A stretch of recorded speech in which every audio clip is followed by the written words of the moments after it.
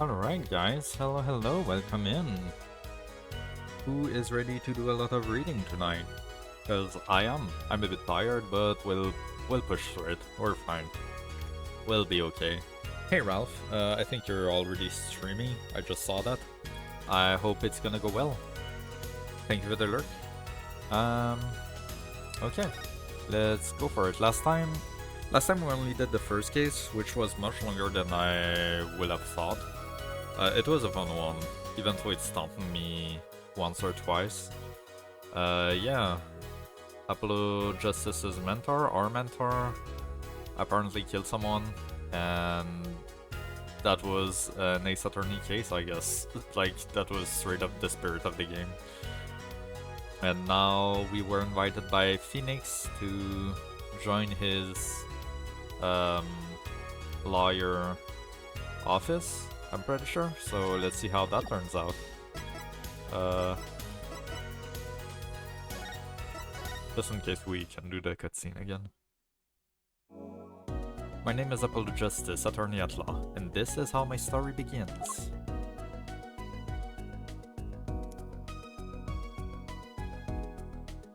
Okay, so that was the end of the first case.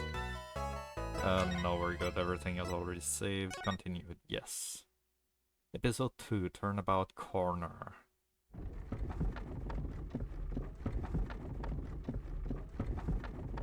As long as we draw breath, the wheel of fate turns. Was that Phoenix? Oh. Wait, that was Phoenix's daughter, wasn't it? Huh. Spinning big crimes and little crimes together. And when the wheel stops...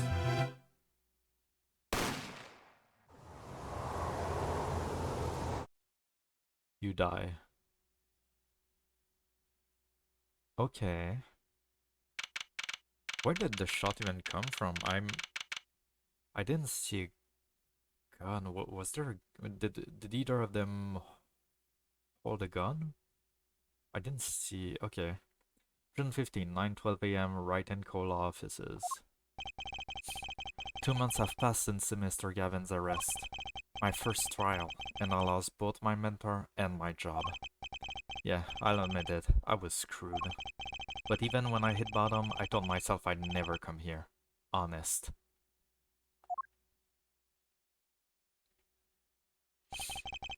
Here being the legendary Wright and Cole offices. Okay, Justice, time to stop trembling. Ah, you must be here for the interview. Right this way. Huh? Yeah. Hello there, you found the right place. Welcome. What's with this girl? Well, now, shall we begin? Begin what? Right, first things first. Any special talents? Talents? Yes, well, you must have at least one. Where's Maya at this point? I wonder, we'll probably figure that out later. Well, I guess... defending? Defending, an unusual talent, but it'll do. With a little jazzing up, of course. You think so? Let's give it a go, shall we? Huh? Go ahead, show me, defend. Yeah, I thought that's where she was going with it. God damn it. I saw it coming and still... oh, we'll do the wheel. God damn it, dude. This is so stupid. I love this game.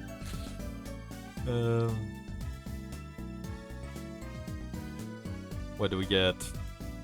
Oh shit, oh shit, oh shit! You got it! You got the 1,000. You didn't get the 5... is it 5,000? No, it's minus 10,000. You didn't get the 10,000, but you got the full 1,000. That's not bad. That is not bad at all. Let's go change that. You're on a roll with these high numbers for the last few streams. There we go. Okay. Go ahead, show me. Defend. Just give it all you've got. Don't hold back now. What are you talking about? I can't just defend here. First listen, a professional can perform anywhere. I...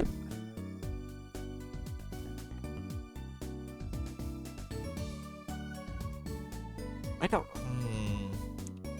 The thing is, I have a lot of trouble not giving her Maya's voice from when I played the first trilogy because she reminds me so much of Maya, which makes me think, is this Phoenix's and Maya's daughter?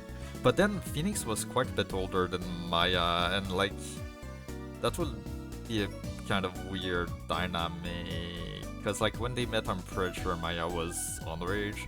But at the same time, it is Japan, and the first game there was definitely some weird age gap stuff in that one circus case. So she reminds me so much of Mayato right now. So much.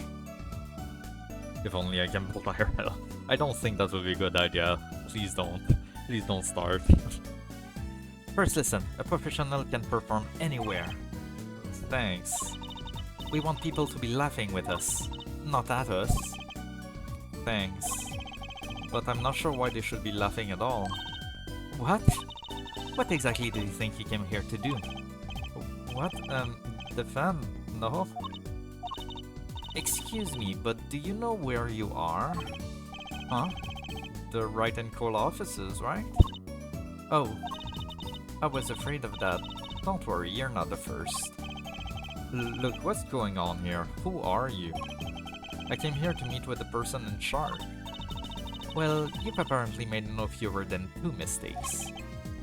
Mistakes? But I got a call from Mr. Wright this morning. Perhaps you should go read the sign out front again? What's there to read? Look, it says right there. Oh. Why does it say Right Talent Agency? God damn it. Apollo, no. You can't read. Welcome to the Right Talent Agency, where you've always come to the right place.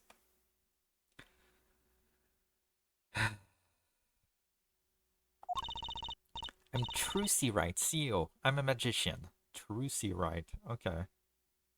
Trucy Wright? Trucy? That's your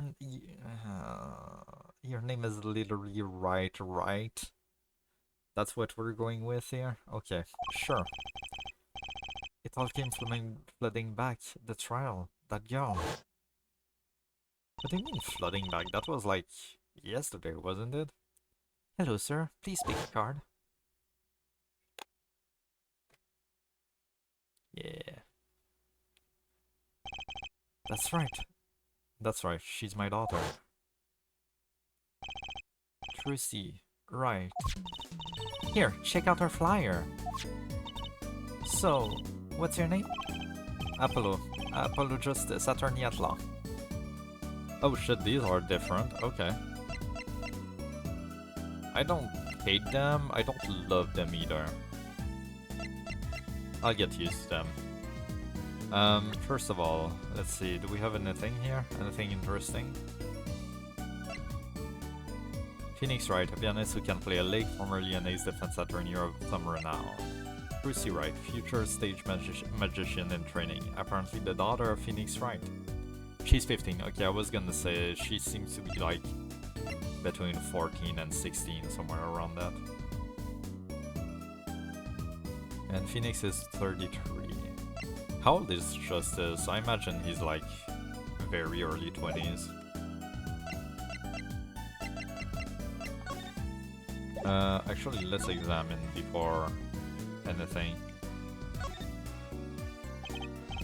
An old sepia-tinted photo of a man in a silk-top hat. That's my favorite magician. I want to be just like him someday. Sure, nice. I guess it's good to have a role model, even if he's gotta be well over 100. Rude. There are all sorts of strange paraphernalia sitting on top of the piano. Those are my magic props. Practice, practice, practice. A professional never leaves their weapons far from reach. But we can't play the piano with all this junk on it. Oh, no one plays here anyway, and the neighbors complain. I guess Mr. Right really can't play.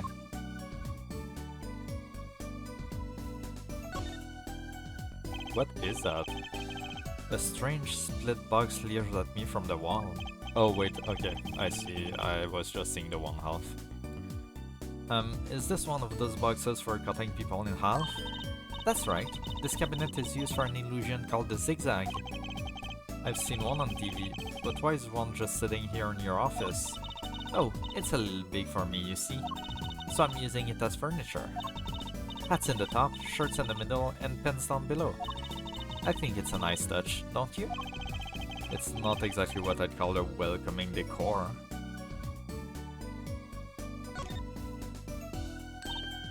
Ah, don't touch Mr. Charlie. Oh, she names her plants too. Oh, of course. Mr. Charlie? He's been in this office much longer than I have. Daddy's mentor had a great fondness for Mr. Charlie. It is the same plant, okay. He's lived here since Daddy was a rookie attorney. Huh. Mr. Charlie, right. Now I take care of him. All these legal books must be Mr. Wright's leftovers.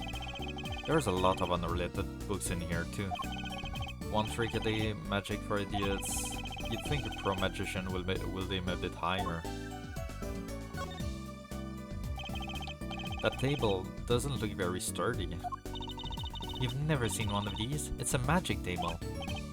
So, like, you make this teapot disappear? So you might think, but that's not it. Before your very eyes, the contents of the pots change. From Earl Grey to Darjeeling. Fuck. Kinda hard to see the difference, I think.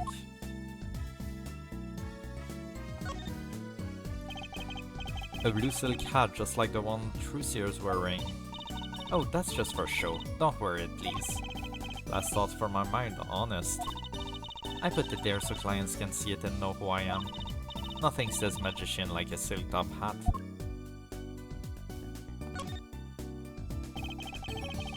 That's one of those hula hoop things everyone was crazy about way back when. Really? I had no idea these were that popular. I'm not so bad with one myself, actually. I'm still learning. So you can really make someone levitate with it? Show me. Huh? I have no idea how. It's just a normal hula hoop, isn't it? Now that I think of it, I haven't seen one of these in years. Literal years. Whoa, that fork is floating. Not? Why do you have a plate of plastic spaghetti here? That right there is the whole reason I became a magician. Do tell. I saw a plate just like that in a restaurant once. The floating fork looks so real, that's when I knew. Someday I'd make magic more amazing than that spaghetti. Alright, that seems to be it for examination. Just for fun. Oh, I've seen one of those before. That's an attorney's badge. It looks just like the one Daddy used to have. Now if I take this badge and do this and this, see? It's gone. Hey, my badge. What do you do with my badge? No need to worry.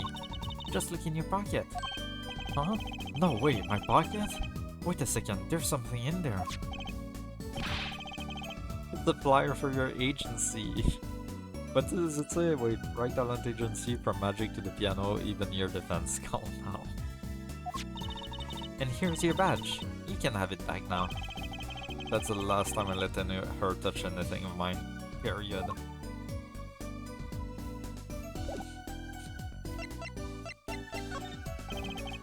What's up with this right talent agency? Guess I'll talk to her and find out what I can. Okay, I can't move yet. Alright, let's talk. Right talent agency. So, is this really a talent agency? You bet. Daddy started it 7 years ago when he quit law. Of course, we only have 2 people signed up right now. 7 years and you only have 2 people signed up? How? What? 2 people. Does that include you? Percy Wright, magician extraordinaire.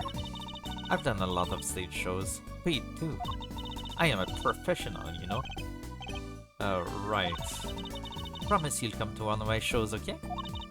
Let's see. Oh, and the other person our agency represents is Phoenix Wright, pianist extraordinaire.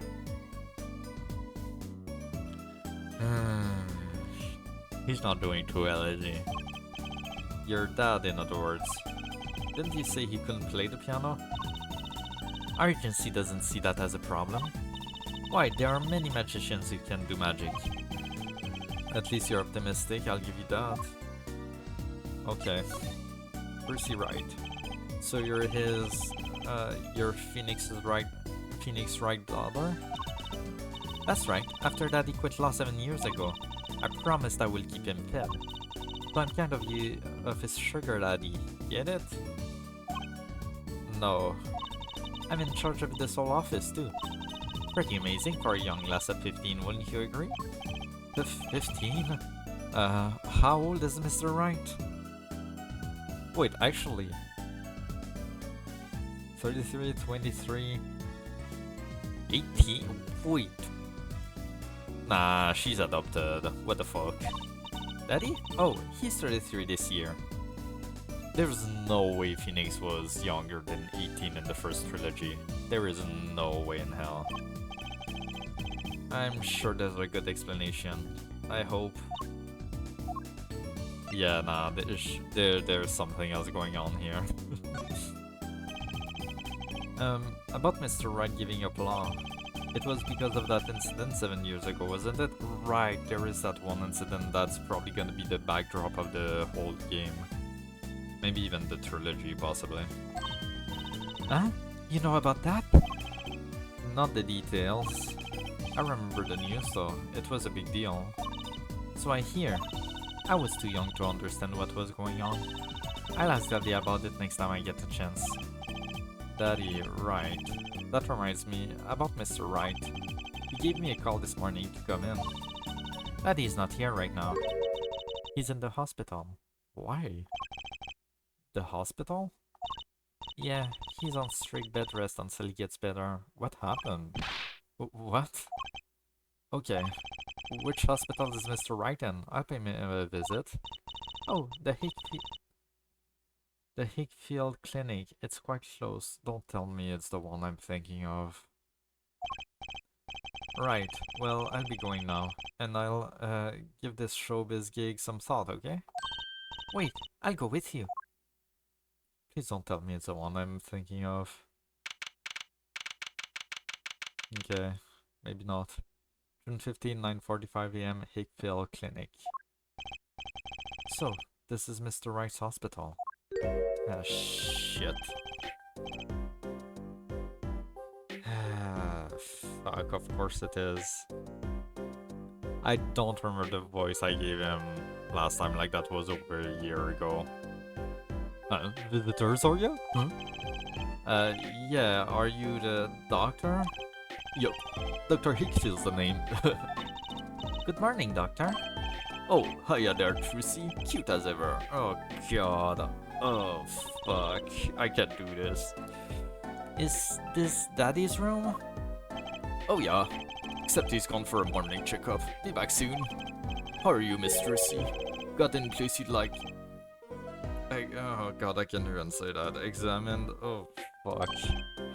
Doctor, the nurse was looking for you. Why, if it isn't the daddy or the cutest little thing in... She's 15, my guy. How old are you? We don't know, of course we don't know. A suspicious looking fellow, I'd say that, yeah. So he apparently is Mr. Wright's physician. Oh, fuck. Guess I'll be off then. Later, Juicy. Oh, God. I hate him. Wow, what an odd bird that guy was.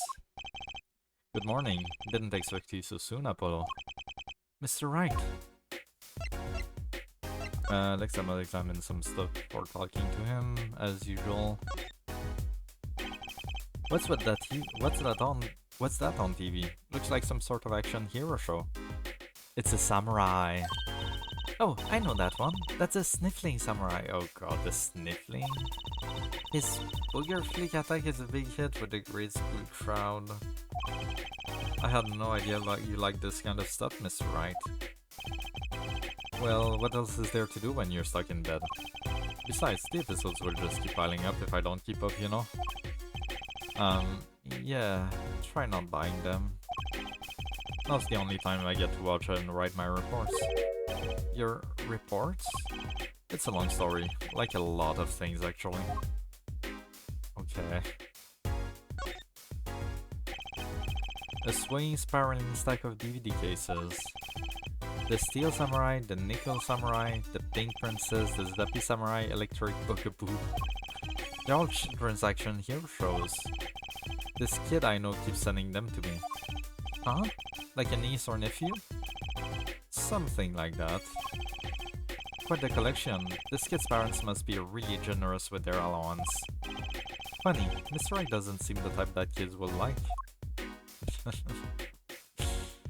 I can imagine what kind of kid we're talking about here. Ah, Daddy's, you snuck some grape juice in again. The doctor said you weren't supposed to drink that here. Trucy, look at the label. Oh, deep sea mineral water. That's fine, I guess. I switch the labels. Don't tell Trucy, okay?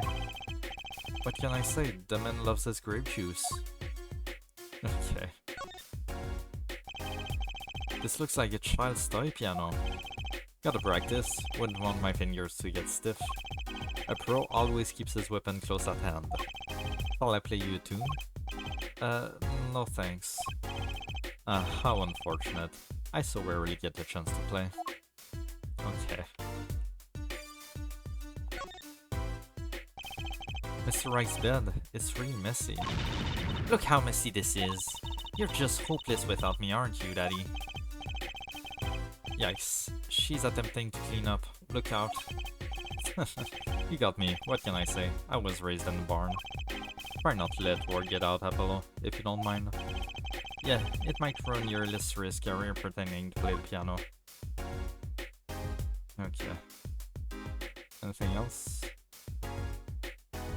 Nope. What about this? What's that? Looks strange and familiar. How could you not recognize an attorney's badge? It's been 7 years. I've forgotten a lot of things. I guess some say some 7 years are longer than others. What happened? So, what happened? Who could have imagined it? Me, victim of a hit and run. Okay, that wasn't the flash... Yeah, that... I wasn't sure if that was a flashback or if that actually happened, like right now. Okay. A hit and... You were hit by a car? Oh, he tried to swerve, I'll give him that. Picture me tossed 30 feet through the air. Only stopping when my head hit that telephone pole. Ah! You hit a telephone pole with your head? Are you okay? Thankfully my only injury was a sprained ankle. How? He really is as lucky as they say. There's something that, well, it just doesn't sit right. I just can't believe you have a daughter, Mr. Wright. And she's so big. Not fat, but you know what I mean. Oh, Trucy's still a child. Daddy, how many times do I have to remind you? I'm not a child anymore. But you'll always be Daddy's little baby girl to me, Trucy. My foot. I'm not buying it. Oh, something you should know about Trucy. She's a magician, right? She's a magician, right? She told me. Not a mere stage magician. She's a genius. Oh. You'll soon come to appreciate her talent. Okay. You could just tell me things instead of insinuating them. So, why did you contact me? What could the Right Talent Agency possibly want with me? No need to get prickly now. Hey, I didn't ask to be dragged in like this. Huh? But did you come into the office of your own free will anyway? Well, yeah, of course. Help! We're in big trouble here at the office. Big! I thought someone was dying. So, you don't think this is big trouble? My talent agency represents only 2 people, and one of them is in the hospital. Hey, still there? Hello! I'm only back for a moment for now, but how are you? How's the game? It's good, it's good. I'm enjoying it a lot so far. Even though I'm not that far into it, but I mean, it's Ace Attorney, like, it's hard not to like it. It's just so charming. How are you doing?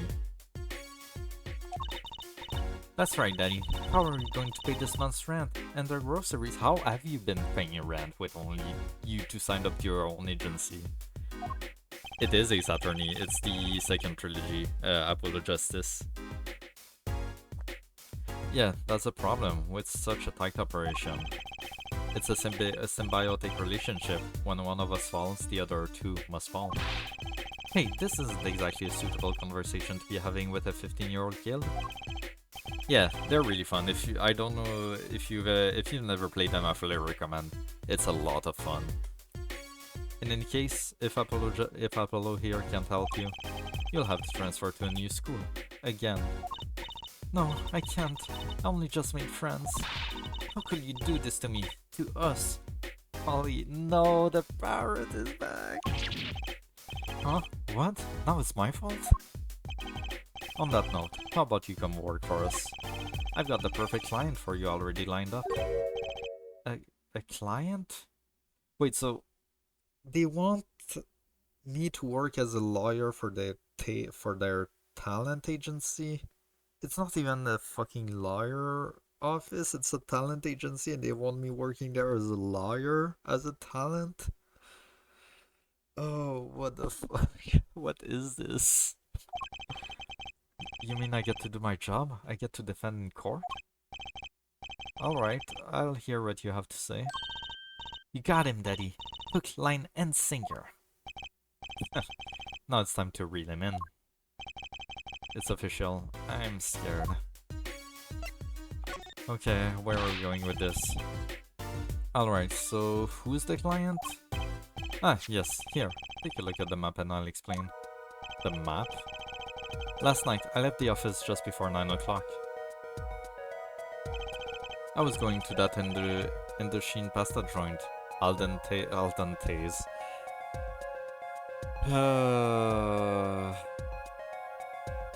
Already too many puns and what, like 15 minutes? 30 minutes already? Fuck, okay. Too many puns in 30 minutes already. Fuck me, man. I'm not gonna survive this game. I play piano there, of course. That's when it happened. The car sent me flying, nicked the telephone pole, and zoomed away. Creepy, huh? Just a tad. It's almost as creepy as hearing you tell the story like it was no big deal. The car sped off in this direction. So, good luck. Oh.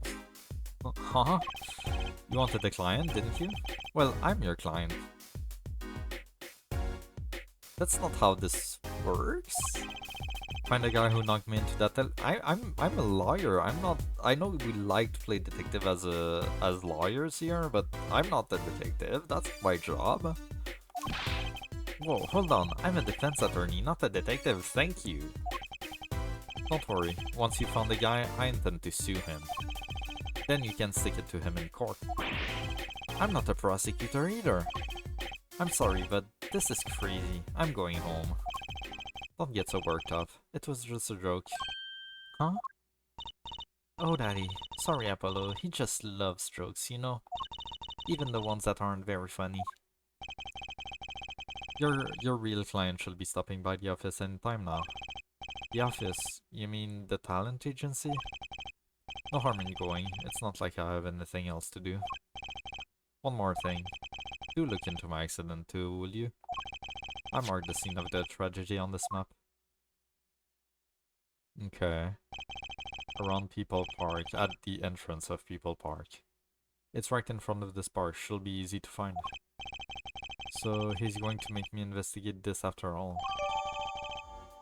Just the area around Mr. Wright's office. Okay.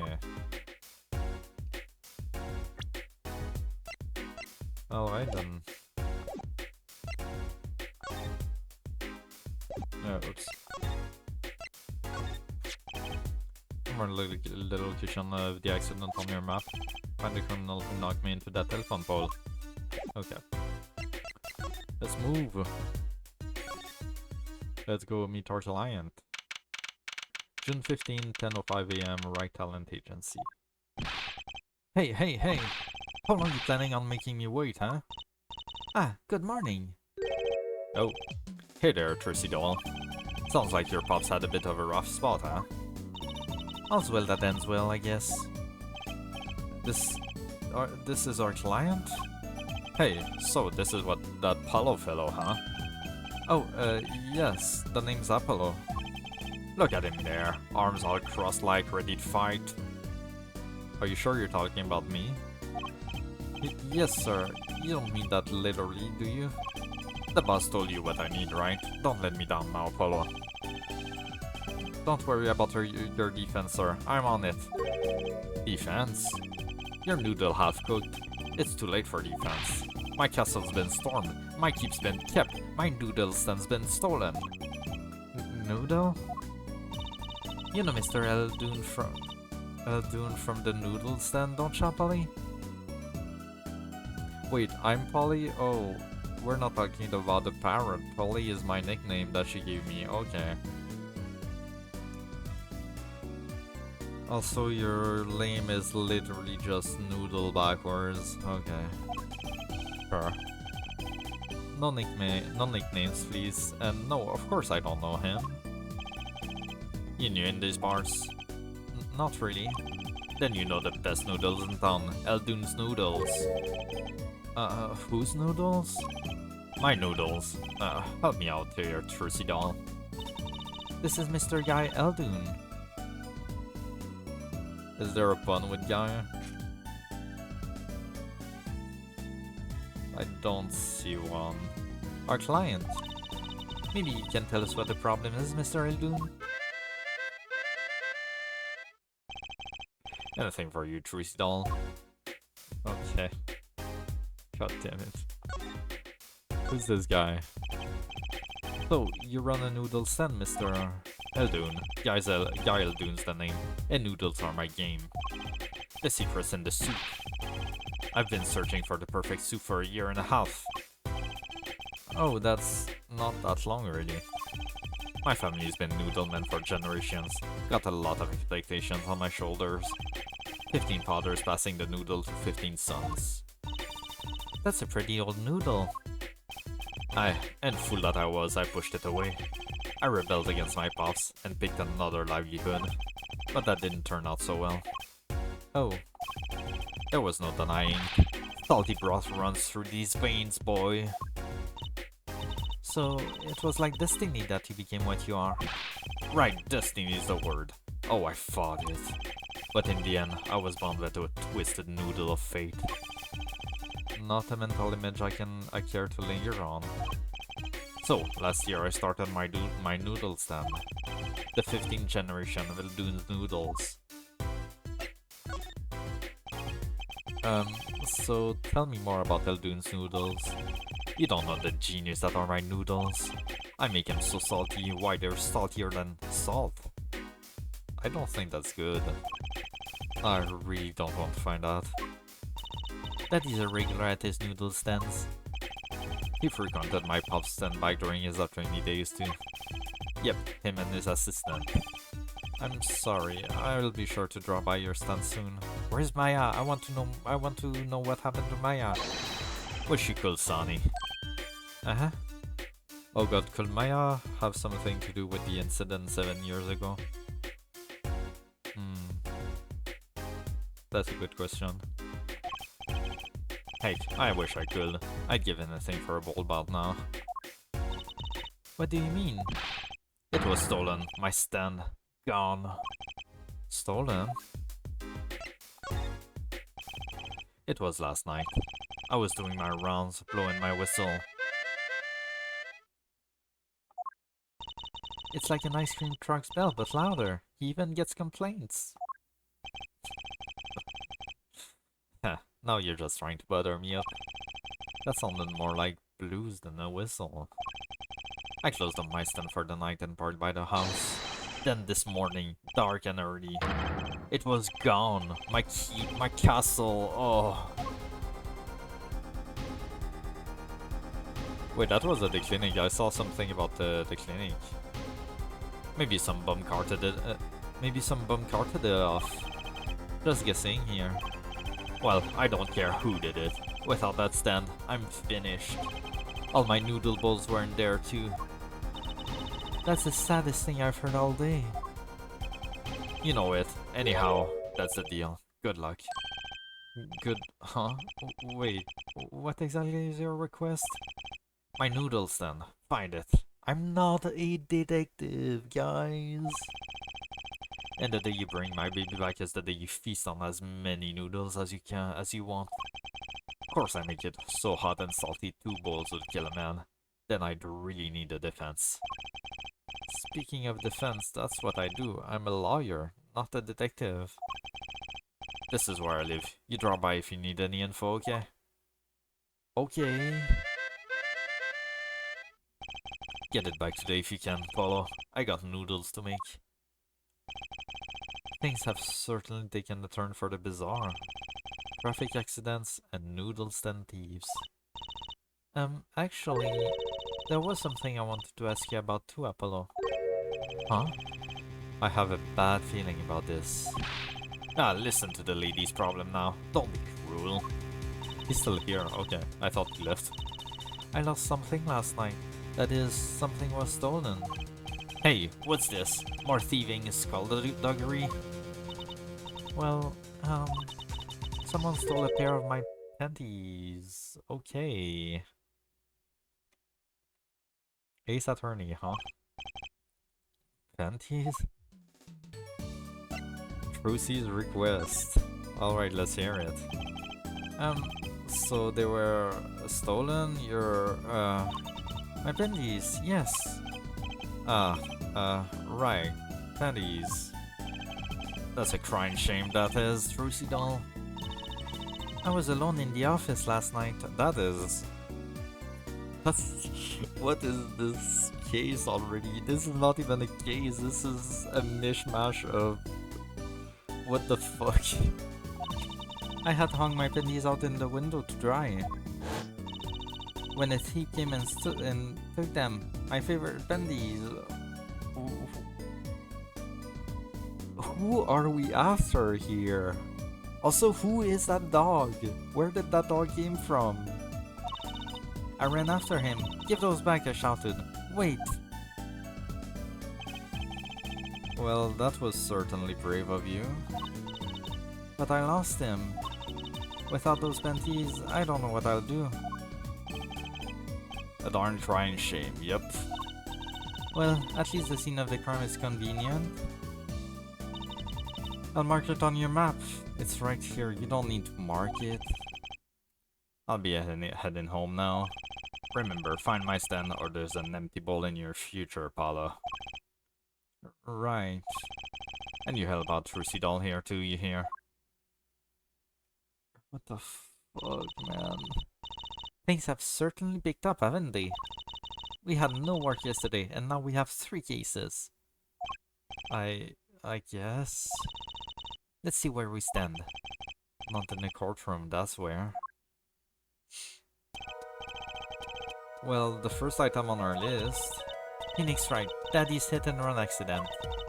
We have to find the one who hit him.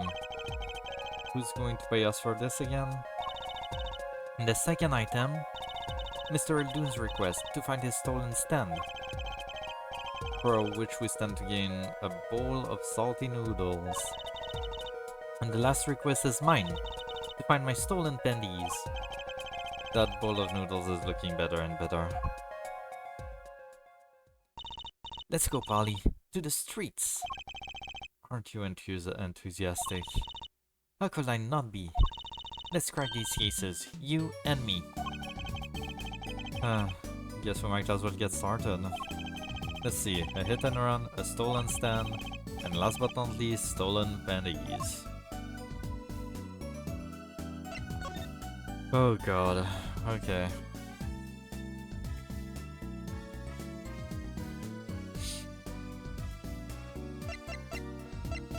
Wait, can I not see?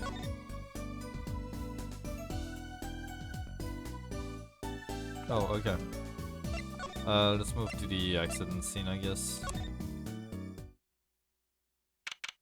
June 15, accident scene. So this is where Mr. Wright got hit by that car. According to the map, this is the place. Hitaki. What a huge mansion. Apollo, there's a nice looking lady over there. Let's question her. Okay. I'm a little curious about the park over there too.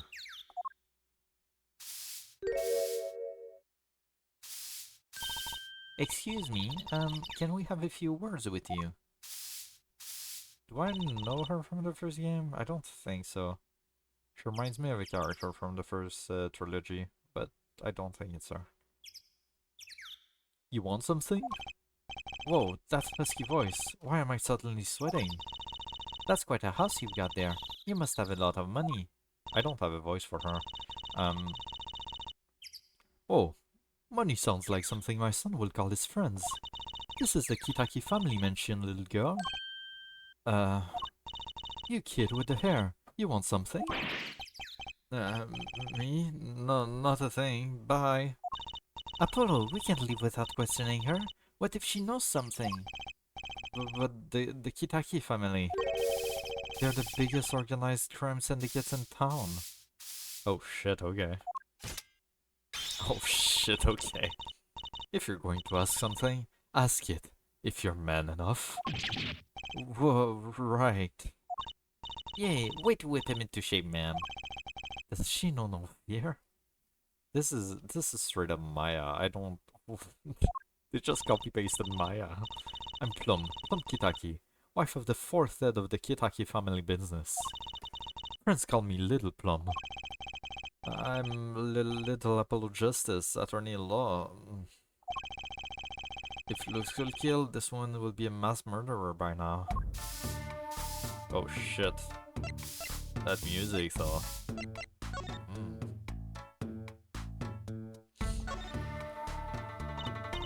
Wow, what a big house! And the gate is so big! The Kitaki family is pretty big around these parts. I like the fox, it's so cute!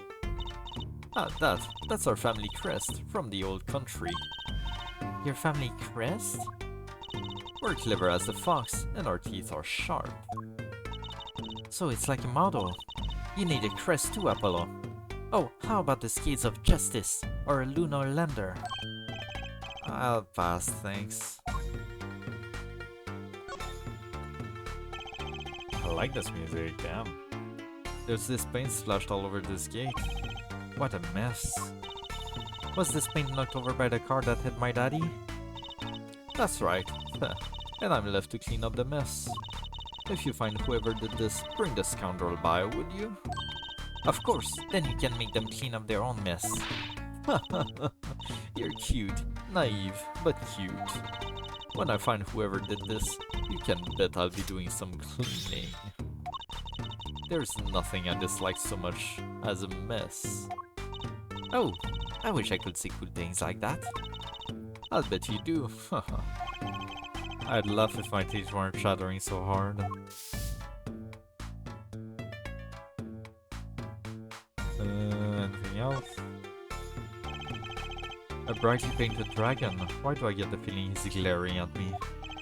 Those paints must have been painted as well. That's right. I called in an artist to do the job right. He's the third so far. The third? The first spilled paint all over the entrance here. The second on my kimono. So no, don't tell me. It's better that I don't know. Okay, shit. Can I not switch sides? I guess not.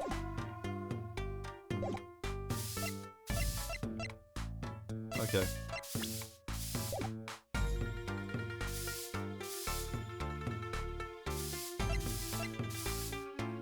Wait, what?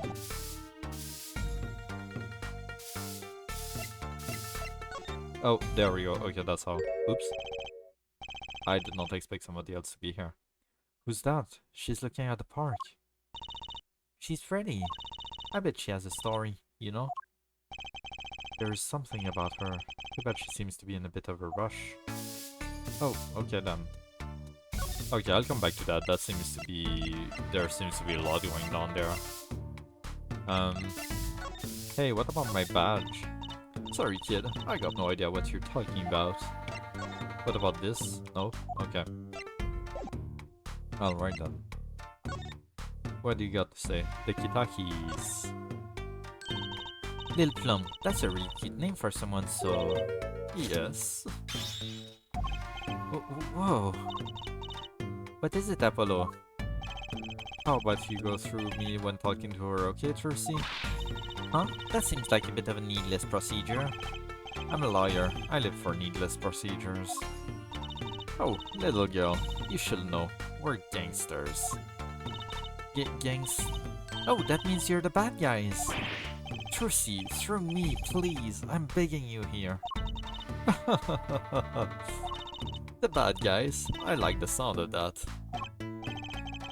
I'm going to need some warm tea after this. It takes a lot of hard work to protect a family's fortune. Things aren't as easy as they used to be for us bad guys. So, you're saying that business is in a slump? Let's not ask about business if we can help it, please. Last night's accident. So, there was supposedly a car accident here last night. Last night? Of course you wouldn't know about it. Sorry to bother you. Wait. Yes? You're talking about that man, aren't you? The one who flew 30 feet and just walked away? That's my daddy! I should have known. One of our capos thought he'd make a great point man. Capo? Point man? Could you avoid using too much, industry lingo? In any case, it's been nothing but trouble. I've been cleaning up this mess ever since morning. Cleaning up this paint? Splattered paint. Was this paint spilled at the time of the accident? It was around 9 last night. I heard a crashing noise and found your father drowning in a sea of paint. So you came to his rescue? You're my husband, the boss, to thank for that. The car that hit your father knocked over this paint, then turned the corner and sped away. We're in the middle of repainting our wall, you see? I'm sure that dragon is glaring at me.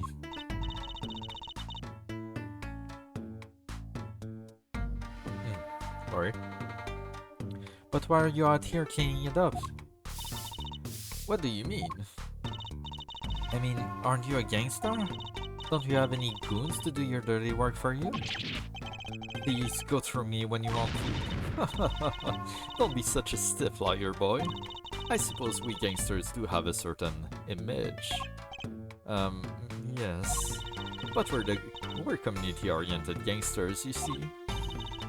The boss likes to give back to the people, see? How noble of him. I bill myself to the public facilities to get rid of all the garbage. Now there's just the paint on the street to deal with. Public facilities? I wonder if she means that trash can. Is that it? Apparently so. Okay then. Alright, what's happening here? What is happening here? Personally, I'm a little more interested in this park. You know what I think? I bet they're filming a movie. Let's go take a look. Maybe we'll see someone famous. Hey, miss, stay out of the park. You got mad at me. Did something happen here, officer? Huh? No, move along, nothing to see. Why don't you kids go play someplace else? We're not kids and we're not playing. I'm an attorney. Something wrong? Ah, Detective Sky. We're fine, ma'am. Nothing to report. Oh shit, she's back! Oh, hello. Detective? Why is she wearing a lab coat? You hardly want to comment on how people are dressed. And these kids are? Curiosity seekers, ma'am. They claim to be liars. Huh. Why don't you kids run along and play someplace else? Look, we're not... Or I might spill something on that pretty face of yours. Oh, damn, dude. I was not expecting her to see her back, honestly. That is a nice surprise. Oh, fuck. Okay. Want a dose of experimental hydroxyacetylunodosethas? Hydroxyacetylunodosethas. I guess. Not sure. Come again? What's hydroxy stuff? Whatever it is, it doesn't sound good. Let's go, Tracy. Try to keep up the riffraff, if you would. Yes, ma'am. I thought we were gonna see Gumshoe, not her. How are we going to get more information like this? Why don't we ask that nice woman across the street? Oh yes, that nice woman. Okay. There's a big trash can on the way to the park. I guess we could check it out. A detective's life sure is a hard one. I'm an attorney, actually. Huh? Two pieces of garbage with paint on them. These are slippers.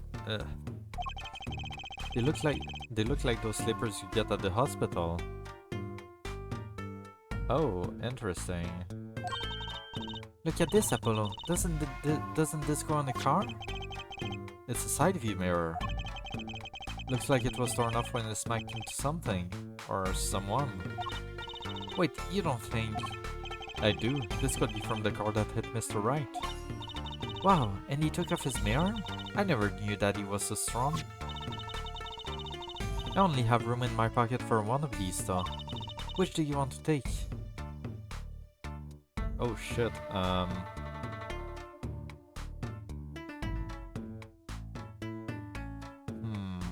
feel like the slippers are very important. Slippers for patients at the Meractis clinic was found in front of Kitaki Mansion. Can I like switch them if I want to? That's a side view mirror with some paint on it. Yeah, you can swap. Okay, cool, good to know. Okay, what's happening here? Looks like there's some trouble by the park gate. I smell an incident. Ma'am, there's no entry to the park. Now don't you tell me where I can go, young fella. I always walk through this park on my way home.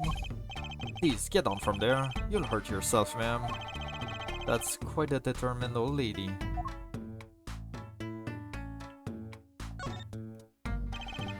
I gotta say, I'd really like to know what happened here. Hey, I said no one goes in. Unless you want a face full of hydroxy, yada, wet shit.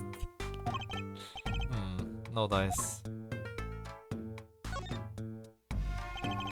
People Park. Huh, kind of an odd name for such an empty place. I wonder why it's named that. Hey, there's something written on the gate post. Huh? Oh, yeah, it says, donated by Big Wins Kitaki. You mean the Kitaki family built this park? It's so nice of them to give to the community like that. Let's not get too friendly with them, shall we? A gangster building a park? Odd move for a crime boss. Is that it? I think so. Okay. Oh, she's gone. She gone? Oh no, wait. Never mind, I forgot. People Park. Can I ask you a question? What? What happened in the park across the street? Oh, yes, quite the commotion. Chicago lightning, as the boss would say. Chicago, huh? Gunfire. Someone was killed. Strange circumstances too. You're kidding. What a morning. Trouble everywhere. The park, the gate, even our house. Did something happen at your house too? A crime without honor, without remorse. It's private matter. Wanna hear about it?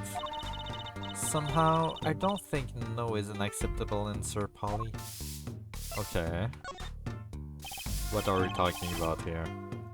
So, what happened at your house? Bloomers, last night. Huh? I got a bad feeling about this. Me, Little Plum Kitaki, the victim of a panty snatcher. Another one?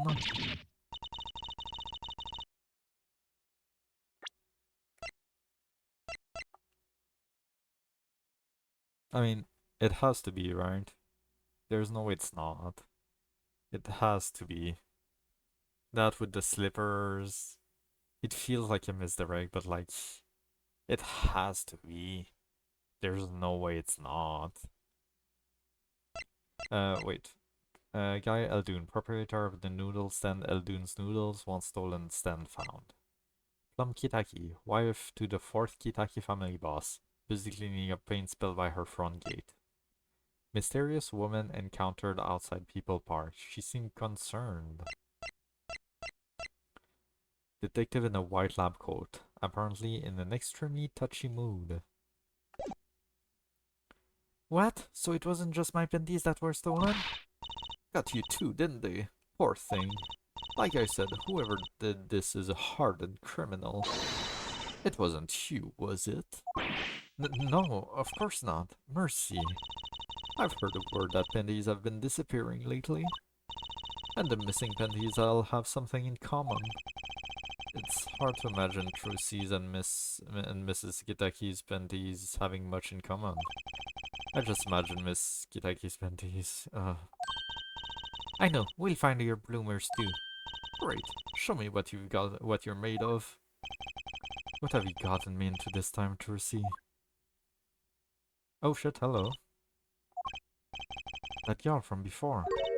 Oh, welcome home, sweetie. Oh, God. Hello, mother. She's a Kitaki too? Miss. Here, our flyer. The Right Anything Agency? Anything Agency? Yeah, do you like the new flyer?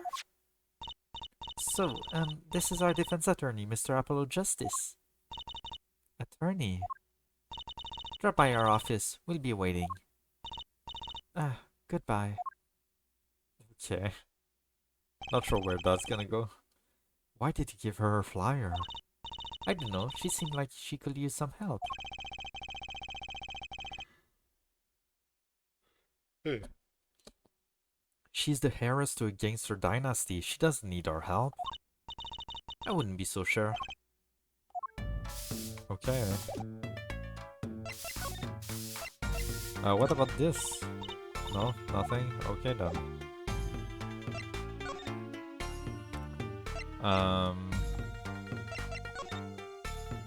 What about the mirror then? Swap.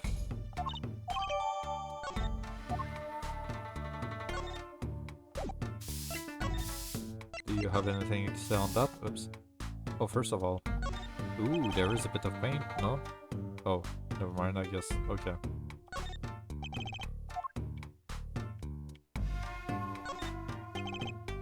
No, nothing. Nothing at all.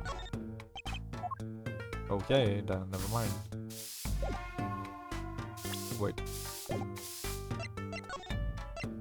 There we go. Can you tell me anything about this mirror? That's probably from the car that knocked that fellow across the street. Right, that makes this a valuable clue. Let me know if you find that car, would you? You splashed Kitaki paint, you pay the price. Okay then. I'm still gonna keep the slippers for now. Oops. Just because I'm gonna bring them back to the hospital and see what we can do with those.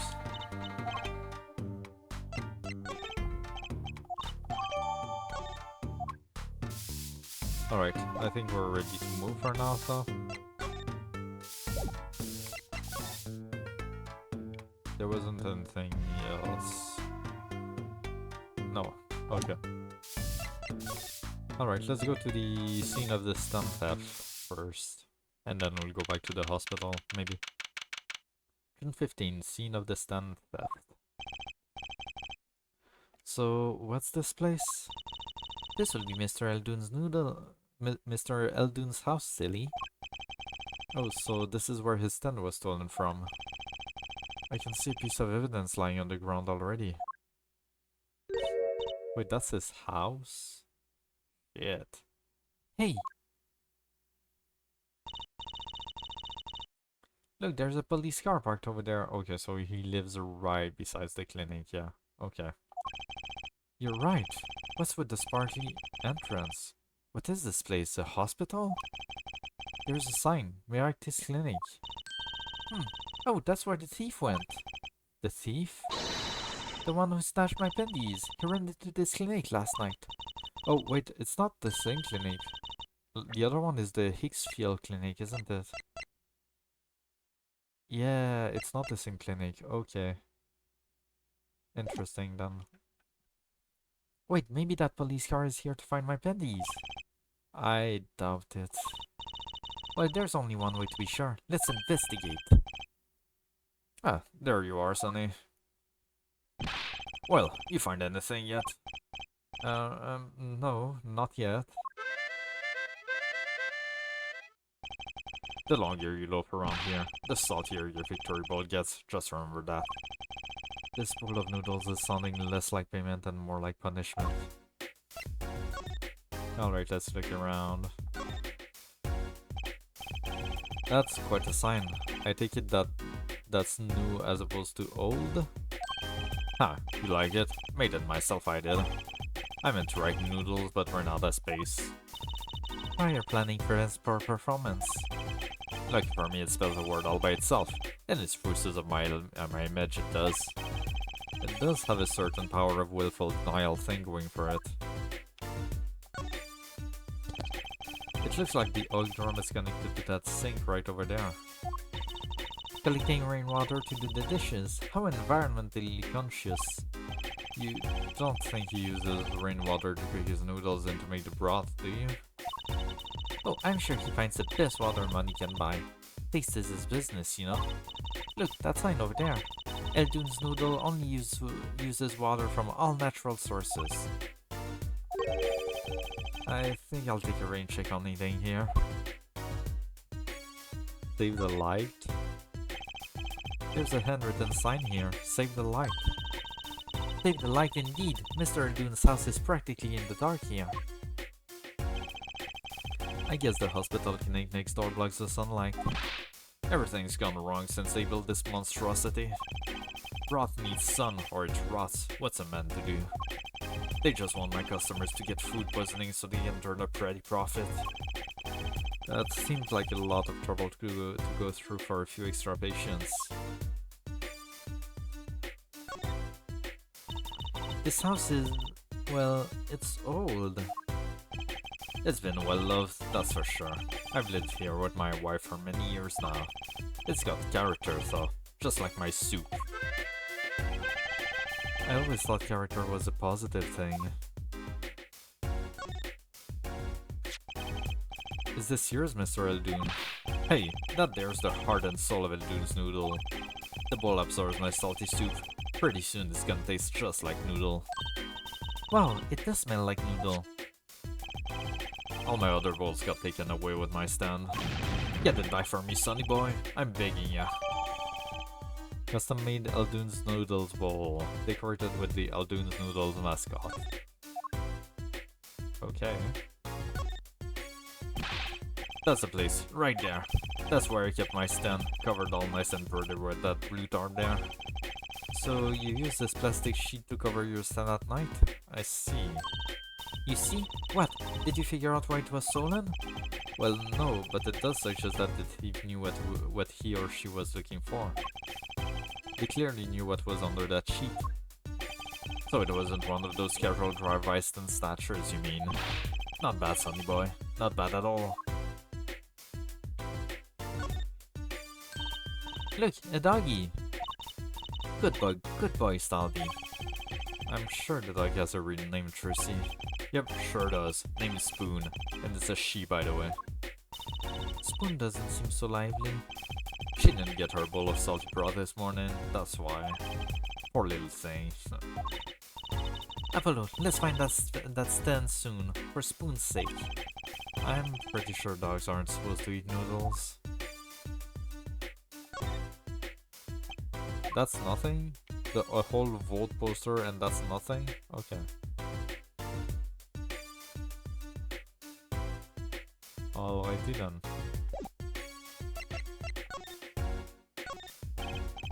Sorry, Sonny boy. My interest is more for my stand, precious little elves. Get cracking on that case. Find my stand, I'm begging you. Nope, nothing. Doubt it. Yeah. What about this? You can tell my bolt by this Mr. Salty logo. The mascot of Eldoon's Noodles. They come into the stand, they sit, they drink deep from that bowl.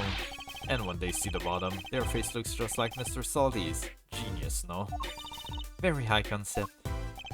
You can't play a trade if you don't love the tools, remember that. Yes, sir. Percy has a thing for professionals, clearly. Anything interesting? Oh my god. Oh look, I love these little personal touches. Seems a shame to hide it on the bottom of the bowl. Huh? When I touched it, the paint flaked off. He must have painted it on hand with warm professional care.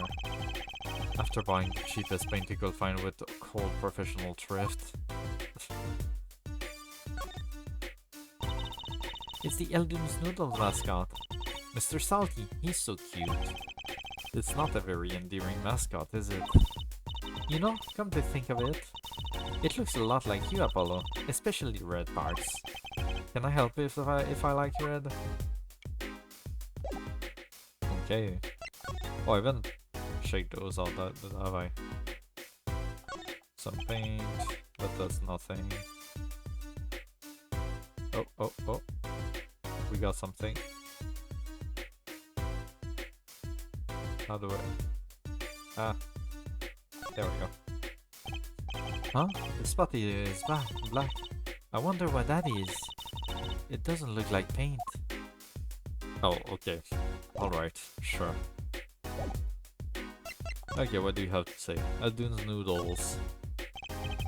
So, your stand, Eldoon's Noodles, was it? Aye, passed on from father to son. That stand's seen its share of salt. Salt runs in the family, you might say. I bet high blood pressure does too. So, your stand, Eldoon's Noodles, was stolen. Oh, it wasn't just the stand that was stolen, sonny boy. I lost those wobbly wheels, my salt-crusted stew pot, my stained sign. I didn't just lose a stand, I lost a legend. No one steals a legend and gets away with it on my watch. Let's find that legend, Apollo. Isn't it about time he bought a new one anyway? Are there any more details you could give me about the stand? You bet, sonny boy. It happened last night. I was blowing my whistle like always, crying in the town I was. The smell of rot fills the street. Thick and salty. I got home, well, right before 10 PM I reckon. Guess he's not aiming for that late night market. I washed my bowls and gave the wheels a squirt of grease, then I went inside. When did you notice it had been stolen? Early this morning, before the sun rose. Work starts early. Do that many people eat noodles for breakfast? I'm washed up on the salty shores of ruination. That stand had my whole life in it. My whole being. They took everything? All my soup stock, my noodles, my bowls, and my dreams. At least they left one bowl. Look there on the ground. If you don't find that stand today, Then I'll be forced to walk the street peddling that bowl. My last bowl. Please, I'm under enough pressure as it is. The garage. That's it. That's where the thief who snapped my pennies ran to. It's a grand shame, that is. If they have to steal, make it my loincloth, not some pretty girl's panties. The garage, right. You don't think the thief lives here, do you? I wouldn't put it as that good-for-nothing doctor. Do I detect a little animosity here? Let's make sure to check out that garage thoroughly. Wait, it's a garage? Wait, what? I'm confused now.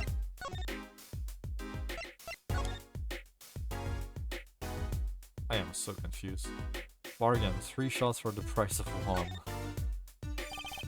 Looks like they have a special offer going on. 3 shots for the price of 1. Oh, now's our chance, Apollo. Chance for what? I don't need any shots, thank you. Whoever runs this clinic, they seem pretty business-minded.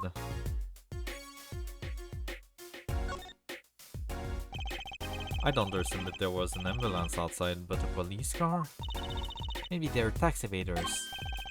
Ah, sorry miss, not going to the clinic. No going to the clinic today. Did something happen? Huh?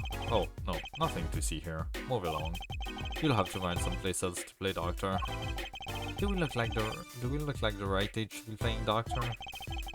We need a little more info on this miraculous clinic. You could ask Mr. Eldoon, he is their neighbor after all. And we should check out that garage. What if the thief who stole my pennies is still in there? Okay. What garage are we talking about? I'm confused now.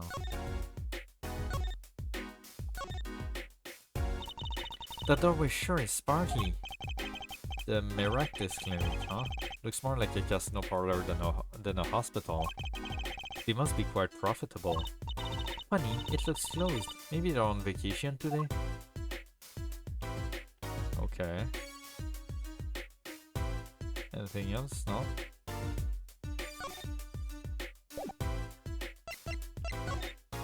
Look. Hey, do you think something happened next door? There's a police car out front. Probably gave someone food poisoning, I'll bet. If anyone's at risk of giving someone food poisoning... That police car got here this morning, actually. I asked what they were up to, but they wouldn't even tell me, the neighbor. Not that I was surprised much. That doctor works for the wrong crowd. It was just a matter of time before he got what was coming for him. The wrong crowd? Never you mind about that. Okay. Alright then. That seems to be it for now. Let's move that back to the... Oh! Oh, okay, garage. We have access to the garage. There we go. June 15, Maractus Clinic Garage. This is the place. This is where that pendy snatcher ran. Are you sure? Maybe. Let's look for clues. Clues to a pendy snatching. Clues like a pair of pendies. Trucy, will you try not saying pendies so many times? I've never said it that much in like an hour. Like, goddamn. Ugh. Kitty. Skeleton, weird head. Is there? No, there's only this part. Okay. Hey, a kitty cat. Here, kitty, kitty, kitty. Oh. It's not coming down. We do look kind of suspicious, you have to admit. Okay. It's okay, kitty cat. His hair won't hurt you. It's okay, kitty cat. She won't make you disappear in her hat. That's rhyme. Look, it's a folding ladder. Polly, that's called the step ladder. Oh no, we're not doing the step ladders again, please. Come on. A step ladder? How is that different from a regular ladder then? It's a much more complex piece of machinery. It's like two ladders stuck together. So you admit that basically it's a ladder, right? Wait, huh? You have to look past the form, at the essence of the thing. Uh, can we talk about something else? Yes, please. No, someone's there. Oh, it's just a gold-painted human skeleton. Just a human skeleton and painted gold? There's a mannequin hand waving to us from the box behind the skeleton. This place just screams hospital storage, don't you think? It screams something, that's for sure. Okay.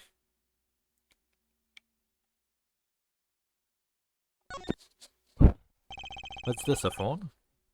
There's something about this car. Let's take a closer look. Oh shit. And yeah, there's something in the muffler. Let me grab that. Look, a cell phone. Someone dropped it beneath this tire. If the car moved, it will be crushed for sure. I wonder if it belongs to the doctor here. We should bring it to him later. Cell phone found in the Merrick garage beneath a car. Who could have dropped it? And also this here. That reminds me. I once read a record of a case that Mr. Wright worked on so many years ago. Apparently, there was this car with a piece of cloth shoved into the tailpipe. That piece of cloth turned out to be a vital clue to solving the case. Wow! I remember that case record whenever I'm checking out a car. And I always check the tailpipe. Everyone's gotta have a hobby, I guess. Wouldn't it be funny if... Hey, there's something in there. What? Well, wait a second. Are these your... Ah! My pennies! What? Already? Well, that was quick. Wow, thank you, Apollo. You're a genius. Amazing. No, really don't mention it. No, I'm serious. I'm really impressed. You must have a nose for finding girls' pendies.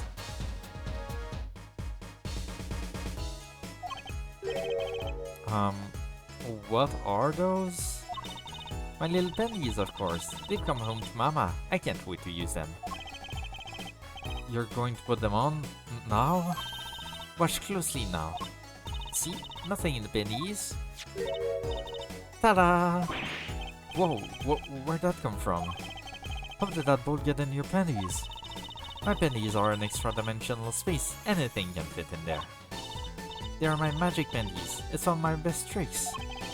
Magic pennies? They love them over at the Wonder Bar. I do shows there nightly. You mean those pennies are a prop? You could have told me a little sooner.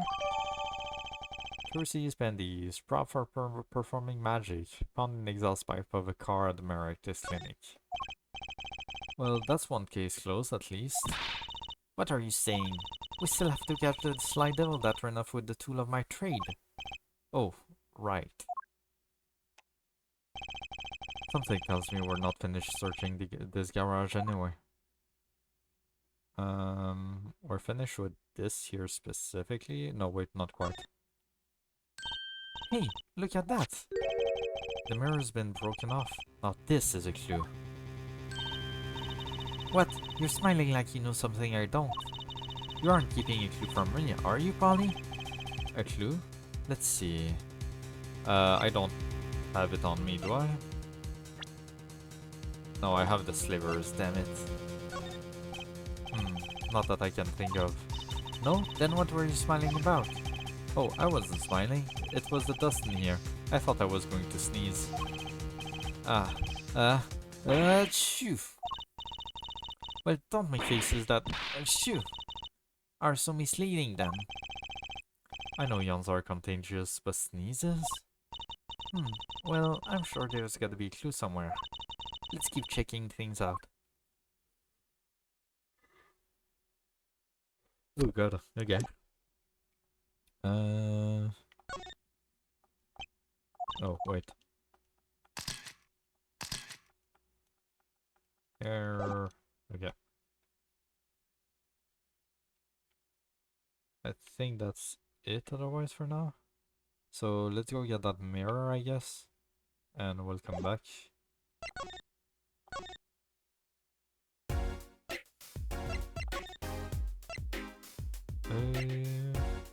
Actually, you know what?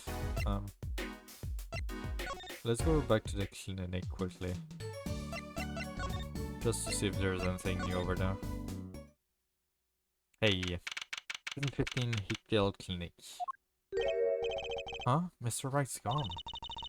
Maybe he's gone for an examination? He'll probably be back soon. Let's wait. I think it might take some time. Daddy always loves his examinations. Don't ask, Justice. You don't want to know. Why don't we come back later? Yeah, I guess you're right. Okay, then there's nothing. Alright. Let's go get that mirror.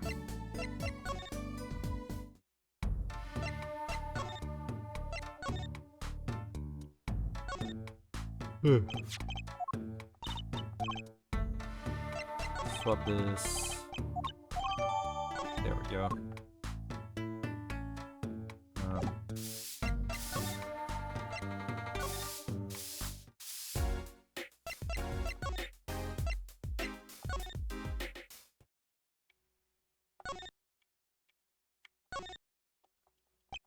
Yeah.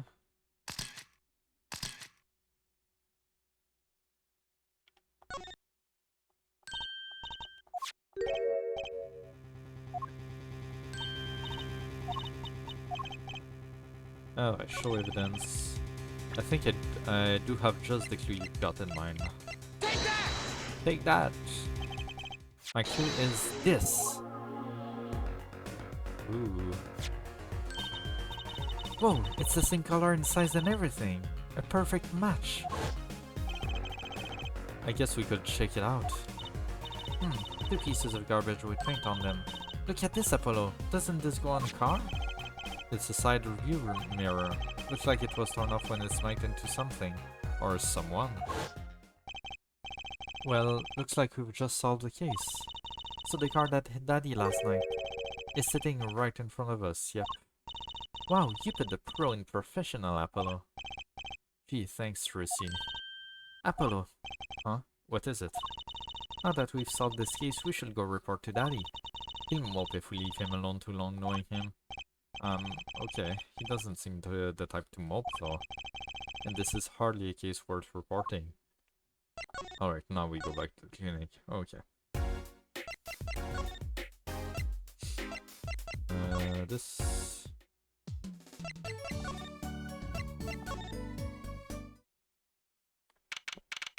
Oh, my neck. June 15, Hickville Clinic. Yo, how goes it? Daddy, how do you feel? Not bad, Tracy, not bad. It's good to have you young on the case. Let's all Daddy get some well-deserved R&R. What's R&R? Rest and... I don't know. The elderly needs their rest. Isn't he only 33? We've cleared up most of the cases. I was right about you. Competent. Capable. Tell me what you found out, if you want to. Your enthusiasm is overwhelming. Progress report. Well, I certainly didn't expect you back this early. Well, he's amazing. He found my pendies so quick. Almost like he was the one who stole them. You have an interesting concept of praise. And? Did you find the mad driver who gave me that 30-foot toss? Apparently, it was a doctor from the Merectus clinic.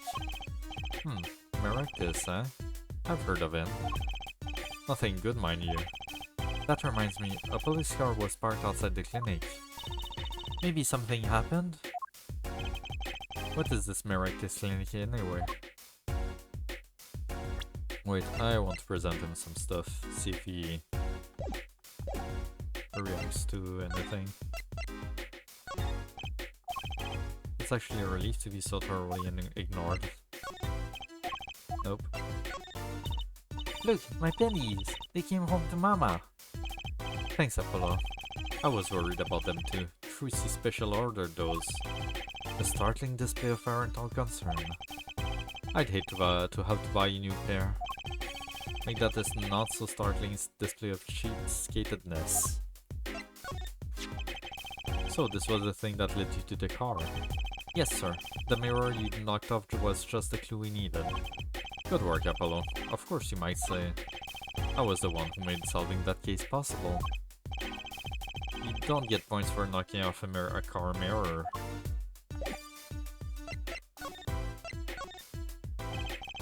All I've heard are the rumors. That clinic's been making good money. In a bad way. Bad? Ties to organized crime, the Kentucky family.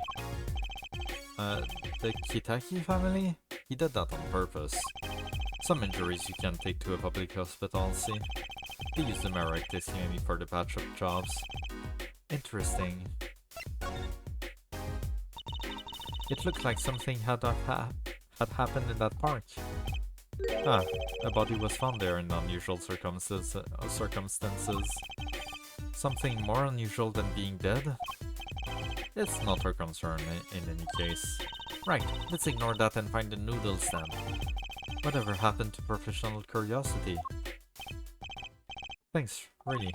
If I get tired of sleeping, maybe I'll head down to this miraculous place. Maybe hit them up for some reparations. A little legal action will do me some good. I was wondering when I get paid. We solved the case of your accident and found a missing article of clothing. My pennies! That leaves the noodle stand. Feel free to drop in if you get stuck. I'd be happy to help with anything not involving money. Goodbye, quid pro quo, hello pro bono. Right, back to the office to plan our next move. Oh my god.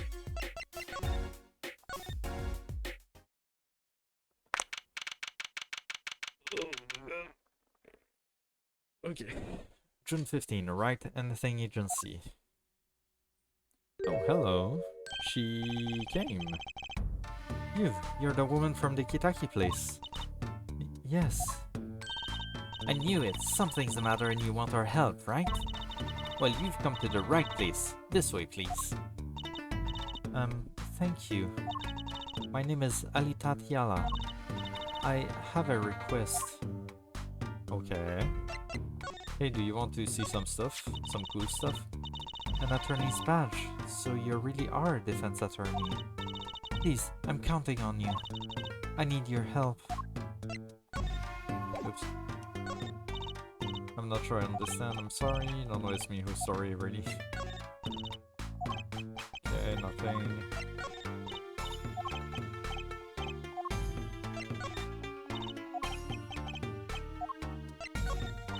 Nope, okay. Alright, what do you have to say? What do you need help with? Your request. Let me guess, something's been stolen? Your flyer. It says not defending, so I thought... What? You mean you want me to defend you? Me? Maybe you can tell us what happened? Were you hit by a car? Did someone steal your stand? Are you pendies? No. I'm not the client, actually. The client will be my fiancé, I suppose you'd call him. Fiancé? What happened to him then? He was arrested this morning. The charge was murder. Murder? Have you heard about what happened at the park? Okay. Hey, I'm back now, just got off work. I had to watch 2 Caudads in a row. Sorry. How is it going? How was work? I hope it was not too bad. So, what's your story? You frequent the Kitaki Mansion, yes? Are you a member of their, organization? No, not yet. Not yet? You see, I'm to be married next month to the boss's son. The boss's son, so he's a gangster? Yes, but the Kitakis are locally responsible gangsters. I thought it would be nice for a change. Quit my boring job, live the good gangster life. What? Okay. I'm good. I've been busy lately, mainly schoolwork and a whole lot of Celeste. Yeah. Have you seen this? I was thinking about maybe playing the demo because now my Friday morning streams are going just to be playing demo of upcoming indie games because why not? I don't have anything else. And there is one. Let me see where I can find it again. What are your thoughts on Myers being removed from DVD? I've seen that in passing. I'm not thinking much about DVD these days, so I don't have many thoughts. I don't know the explanation behind. It kind of sucks, but I don't care that much, honestly. I don't see myself coming back to DVD anytime soon, honestly. I'm really not. And honestly, not a bad thing. I don't hate that idea. Let's see. No, I'm not doing Celeste. I'm not doing Celeste. I'm playing other demos, but I have seen one that looks a lot like. I mean, the devs have been told that like their main character looks a lot like Celeste's main character. But I don't know. I don't know much about Celeste, and that one seems to be more fighting than platforming, which I think is Celeste's main aspect. But it still looks cool. Where is it? Where?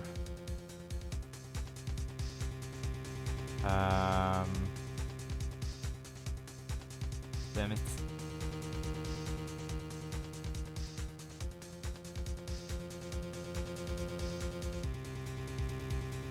It shouldn't be that far back.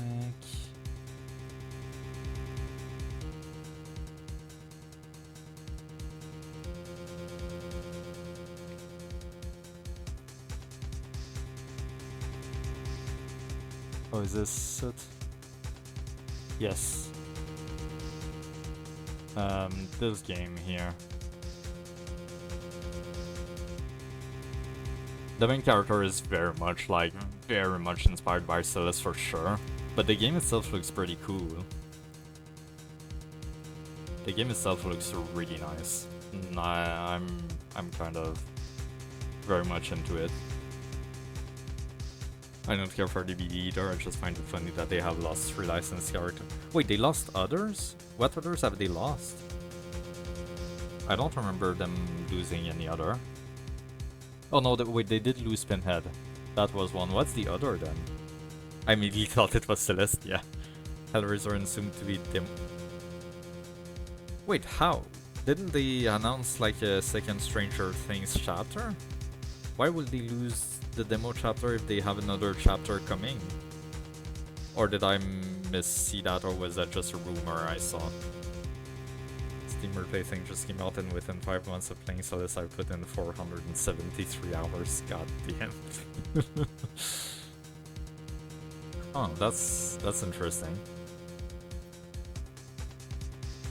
Quit my boring job, live the good life, gangster life. Apparently shortly after Vecna's launch, Timo was supposed to be leaving again. Interesting, that's weird. That's a weird business decision. I wonder what's the thought process behind that. Oh, oops. So honestly, don't know why it's Netflix, so who knows? Yeah, but honestly, until it's announced officially, I would not believe anything too much, because they did say that about the Baba, Texas Chainsaw Massacre. I think it was last year, there were heavy rumors of him leaving the game, and he never did. So until it's like actually announced, I would not believe that too much, I guess. I think you're onto something. Miss Kiteki, I like the sound of that. I'm not sure your daddy will care too much for that. What is the name of that game you sent? It is...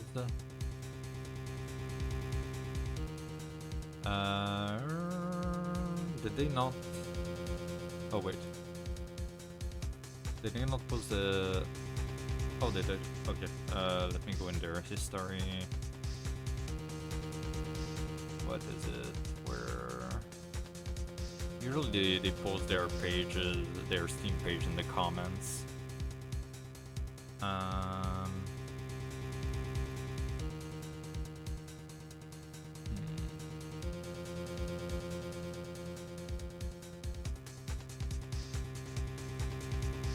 Do they not post their page? And it seems to be Onikura, I think. Let me confirm that. Onikura. Yeah, that's it. There is a demo already live if you wanna try it out. Let me send you the link. Yeah, there you go. No problem. Murder in the park. What happened? I haven't been told all the details, but I do know a body was found in the park, near the Kitaki mansion. There were a lot of police cars there. Apparently, the victim was shot with a pistol, but I hear the circumstances of the shooting were rather unusual. And your fiancé was arrested for this? What sort of person is your fiancé? Oh, and there's also... This is a Metroidvania that... I don't know if Onigura is a Metroidvania or just a, like, action platformer. But I also have found a Metroidvania that I'm gonna play the playtest of this Friday morning.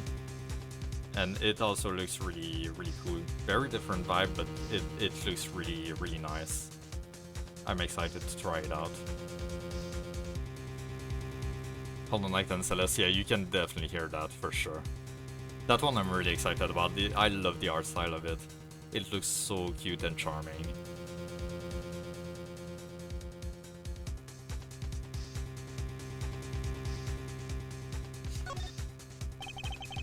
And the devs might actually come by the stream if I stream at the time good for them, which could be nice. That could be fun. Your fiancé is the Kitaki family's only son, correct? His name's Woki. I'm sorry. Woki Kitaki? Woki Kitaki is his name? Okay. I brought a photo.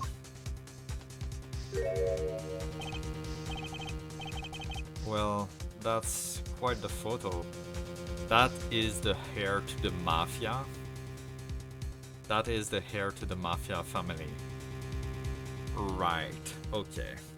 That's cool, you could possibly get more insight on their design choices. I always find that to be a cool thing to learn about with games. Yeah, that's what I love the most about playing indie games. Like talking to the devs and learn about their process, where the idea came from, what they struggle with, what they love to do, stuff like that. That hair, yeah, that's the, yeah. I mean, he has the horns, I guess, to be a mafia boss. I guess. Fuck, dude. I know. Oh, he can be powerful and menacing, but so cute. Also, how old is he? He looks like 19? Okay, he looks like he's fucking 16 at the most. The defendant, heir to the Kitaki family empire, and Alita Tiala's fiancé. Okay. But if he's the boss's only son, yes, I'm sure he'll take his father's place someday. Hey, I'm a boss already, of this agency. Please help my Woki, please. Right, my first sole defense case. Crime boss's son or not, I'll prove he's innocent. I prepared a letter of request. I know you need those. Letter of request from Alita Tiala for the legal defense of her fiancé, Woki Kitaki. Right, let's go check out the scene of the crime. By the way, how did you edit Let's Play of Spider-Man? I haven't seen all, but I can say that those thumbnails were well done. Thank you. I mean, it's just straight up taking a screenshot of a cutscene and slapping on the logo and the episode number. But thank you. I like doing that. I'm quite behind right now. I have 2 streams of Spider-Mans to do, 2 VODs. And tomorrow I'm gonna start Hades 2, and I want that to be my second series that I do on there, so I'm gonna be 3 streams behind. So I need to get on editing those. But I'm enjoying it. I'm enjoying it a lot.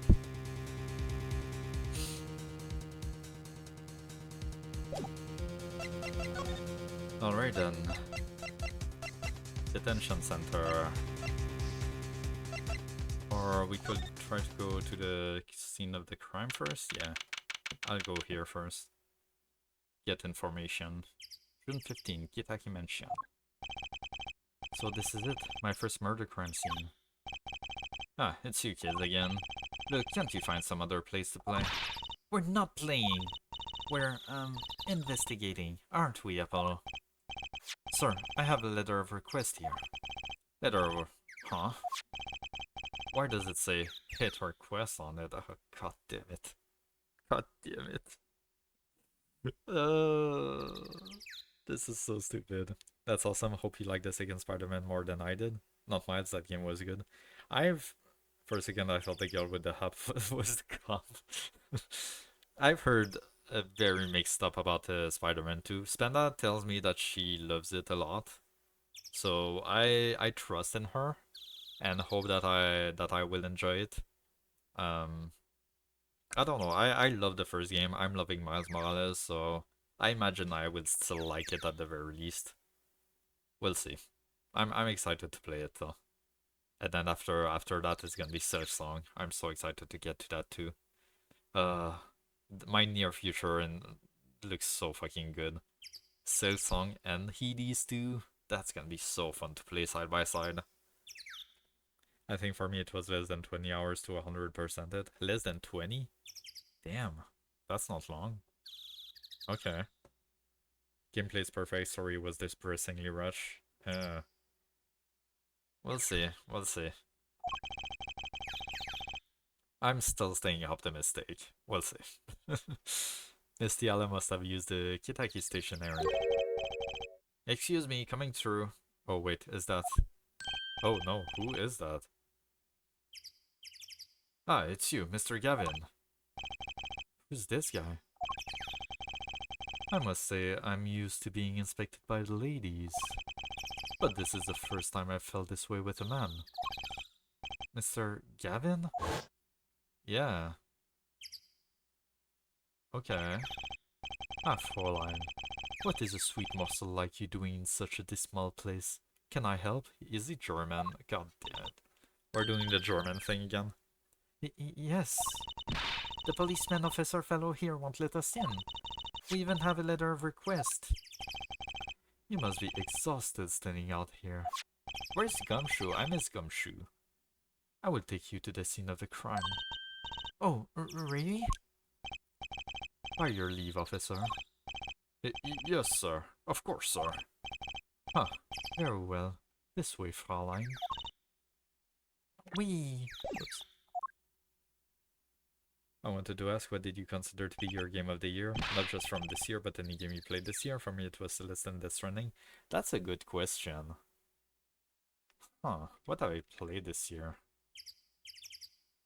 Let me go to my YouTube VOD playlists. That's gonna be easier to figure out.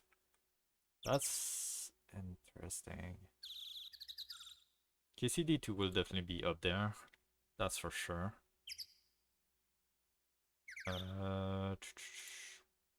What else did I play? I played Demo, Spider-Man, Devil May Cry, Spider-Man.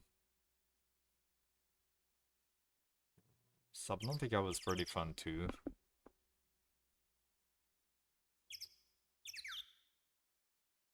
That's running.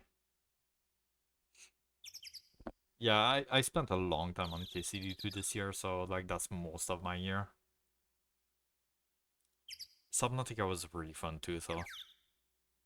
But I think I'm giving it to KCD2. That game was so good. So good. And then Subnautica and... I had a lot of fun with the first Spider-Man, though. Yeah, I think it will be KCD2, then Spider-Man 1, and then Subnautica. I think that would be my top 3 this year.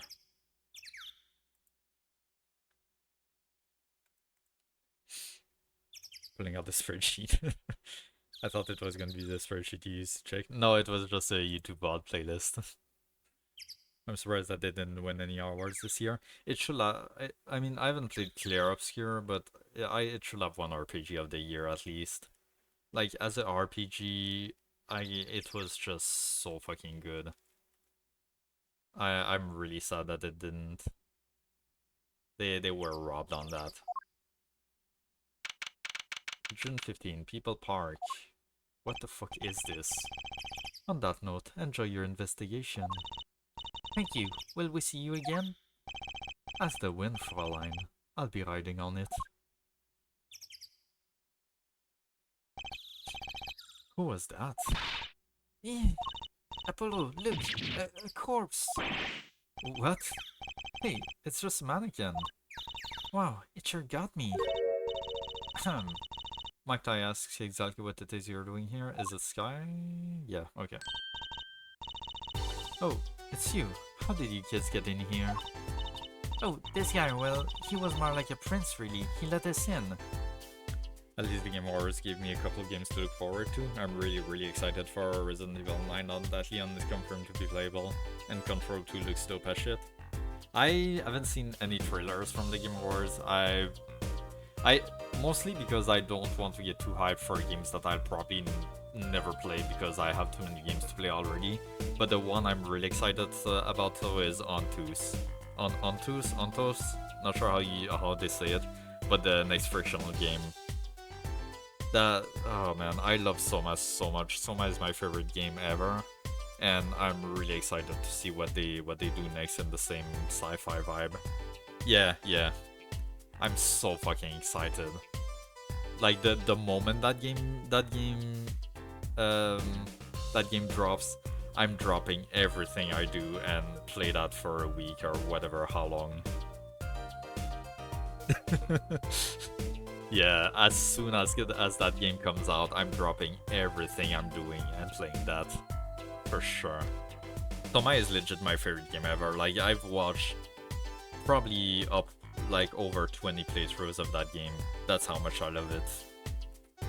Not played myself, but like watched Let's Plays. At least 20 playthroughs of it.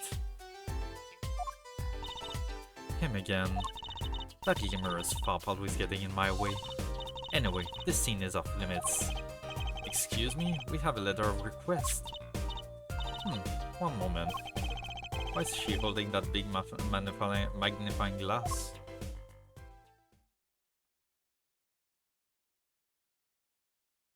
Okay. I'd recognize that handwriting anywhere. Scientific analysis says this was written by Ali Tatiala. Thanks. It took you 30 minutes to figure that out? 30 minutes? We've been standing here for 30 minutes? God damn. Hoping that Stranding 2 comes out on PC next year because I really want to play it. That's another one that I want to play it. I want to play that. I want to play Ghost of Yote. Those are the big two that I want to play eventually, I think. But also, so I'm starting Hades 2 tomorrow. After Spider-Man 2, I'm gonna start Silksong, Hollow Knight Silksong. So those two are definitely gonna take me a while to play at 1 day a week. And then after that, I'd like to eventually play Dark Souls 3 because I've been waiting for so long to play it, and I just need to play it. There's also the Horizon Dawn games that I want to play eventually. Like, I have the first one in my library that I bought a while ago and I still haven't played it. I have so many games I want to play, man. So many games. Ugh. You've never played Dark Souls 3? No. I've played the first two well before I started streaming. Never got around to playing 3. And I've put Dark Souls 3 in the poll a few times and it never won so far. But at this point I'm just gonna make an executive decision and play it myself. And just like play it. because I've been waiting so long to play it. I think that's gonna be next after either Hades 2 or Song. I think that's gonna be the next thing.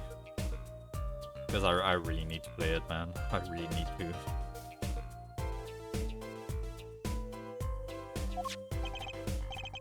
So, what's up with the mannequin there? It's taking the place of the body, preserving the scene of the crime as it was found. The body was pulling the stand. So, you're a defense attorney, aren't you? Oh, it's a noodle stand, I just realized. So the thief got killed? Interesting.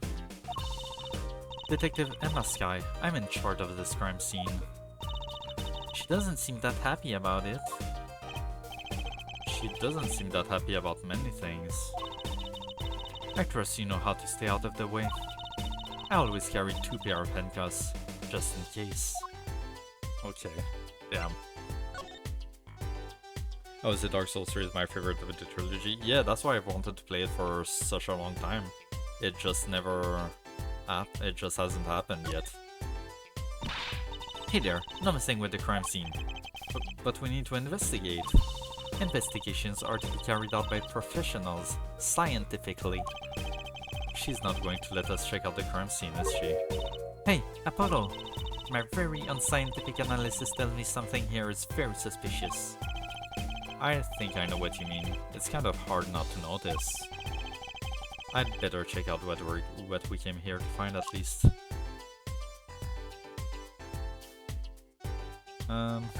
Hey, the stand. No messing around. Okay. Apollo, look, that stand. It is. It says Eldun. It says Eldun. I've noticed. Well, we've solved the case of the missing stand at least. So the circumstances could stand to be better. Okay. Nothing else for now. The case. Detective Sky? Quiet, please. It's snack time.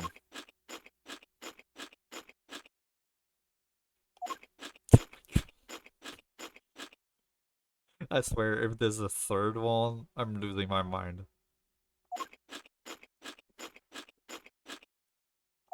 God damn it, dude. Damn it, this game. We're not making much progress here. I got to go to bed for the night, have a great stream. I hope you liked the game 3 times, yeah. Thank you, have a good night. Always happy to see you. This is so stupid. She must not be very busy. Huh, I never seem to get a lucky break. Like after 9 years, and they wouldn't give me the position I requested. And then I hear he gave up the defense attorney life. He? Who's he? An ex-defense attorney?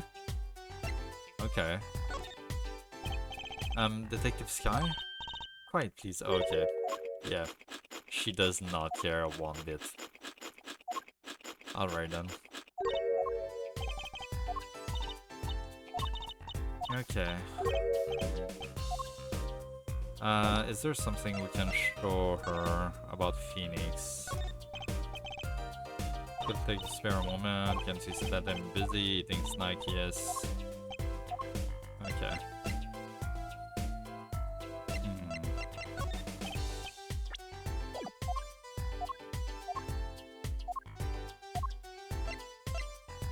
Yeah, there's nothing for now. Alright then. Let's try to go to the detention center, I guess. See our client.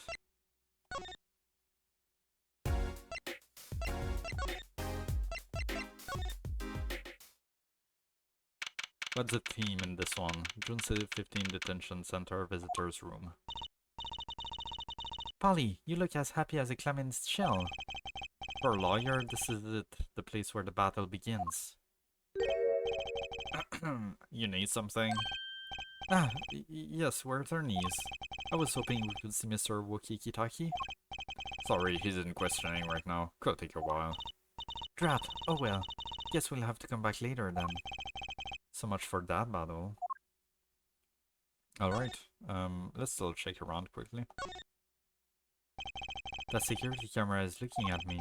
I wonder if they tape all of this. A security guard. He stands here, watching this room. I have no idea if he's listening to us talk. I'm not even sure he's breathing. Okay.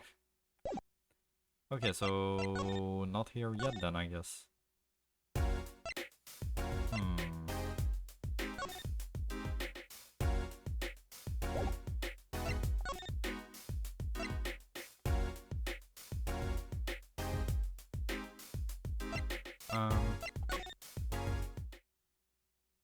Okay, is there something new here? June 15, Eldoon's house. Oh, Mr. Eldoon. Hello? Looks like he left. And we found this stand and everything. What about our free ball? Oh, too bad. Looks like you will have to wait a little longer for that ball. So sorry. Oh, what a bummer. Okay. Still nothing new, though? Where am I supposed to go at this point?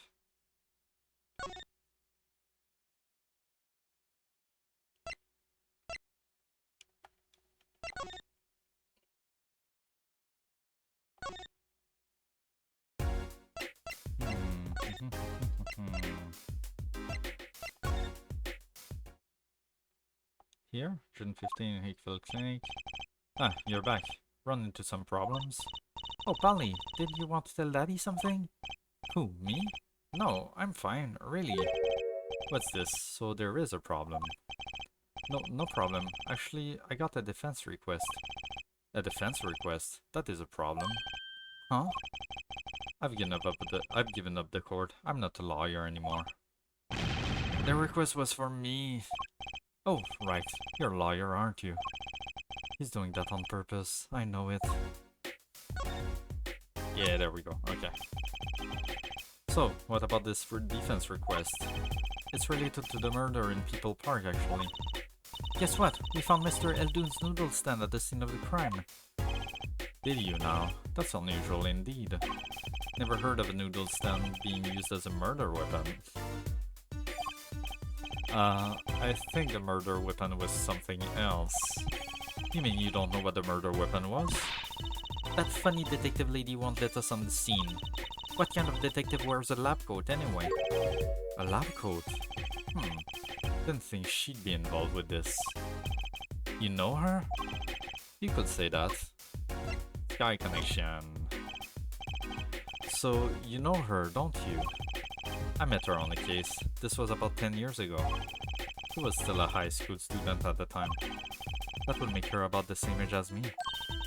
That's my daddy. He knows all the police types. Oh, wait. Maybe you know that other guy too. That other guy? That shining prince on the motorcycle. Prince? Yeah. Apollo, tell me about this prince of true seas. Indulge a concerned father. He was at the crime scene. He looked just like Mr. Gavin. Did he now? You know him? My guess is he's Christoph Gavin's younger brother. His brother? We're acquaintances, after a fashion. Xavier Gavin, rock and roll god incarnate. Xavier, what a lovely name. He's so dreamy. I didn't know Mr. Gavin had a brother. And what was he doing out there? I have a feeling you'll be crossing paths again soon. Now, what was the problem again? Having trouble investigating the crime scene in the park? Yeah, that detective woman won't let us. Go to the office. Under the silk top hat you'll find a bottle of white powder. Try taking that to this detective. White powder? I hope it's not what I think it is. Just take it to her. It'll be fine, you see. Oh, and tell her I said hi. Alright then.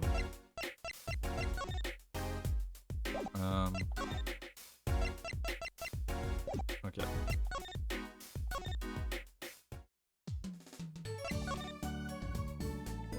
Where did he say again? Here. So this must be the silk top hat Mr. Wright mentioned. Let's take a closer look. Huh? Whoa! You know what this is, Trucy? I remember finding some in Daddy's dresser when I was little. I thought it was sugar, so I licked it. He got mad at me. This is getting more and more suspicious. Mysterious white powder with the alleged ability to improve Detective Sky's mood. Let's go talk to that detective. She's sure to know what that white powder is. Let's do it.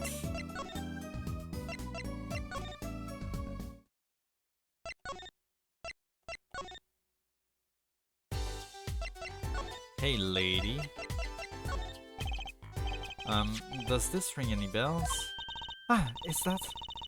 It couldn't. Where'd you get that? I brought it from the office. You work at the Wright & Cole offices, yes? Yes, sort of. Detective Sky, how do you know my daddy? Daddy? I'm sorry, who did you say you were? Trucy Wright, Phoenix Wright's daughter. What? Mr. Wright has a daughter? You seem shocked. Well, if you're Mr. Wright's daughter and you're his apprentice, then I'm available to help you in any way I can. Oh, thanks. You can start by not calling me Mr. Wright's apprentice. This powder is used for detecting fingerprints. Fingerprints?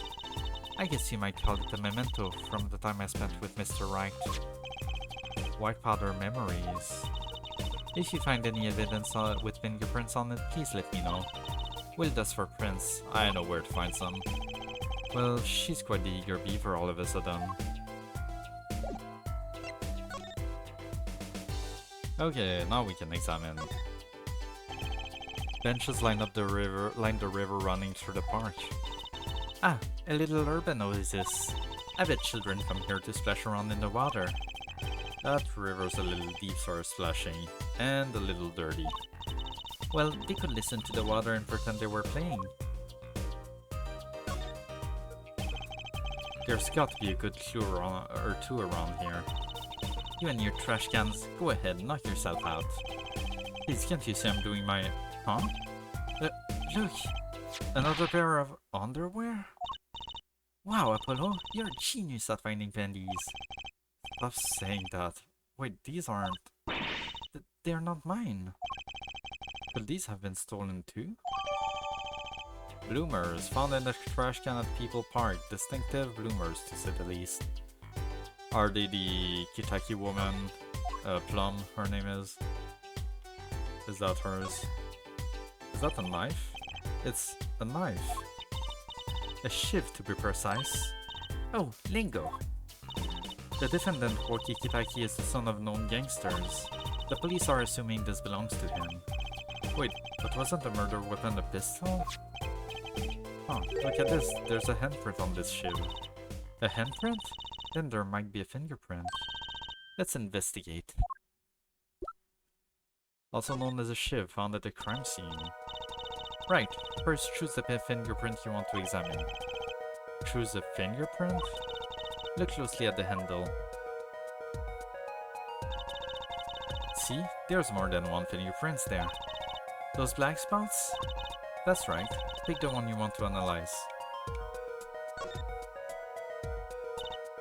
Right, let's get detecting.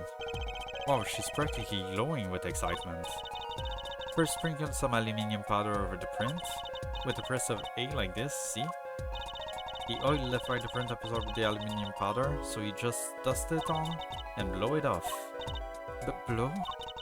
It's like whistling. You know how to whistle, don't you? Just use Y and... Wow, amazing! It's like magic! Isn't it though? Right, let's give it a shot. Incidentally, it's important that you cover the entire fingerprint with the powder.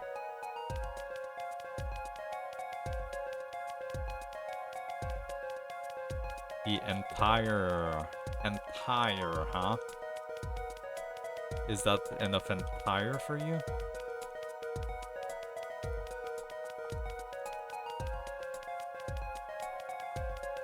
Is that enough entire for you?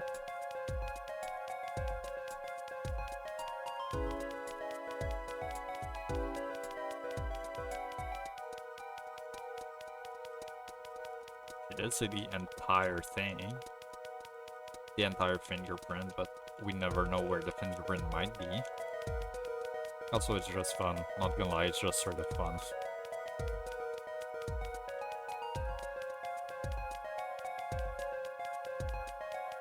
Oh god, this is so bright.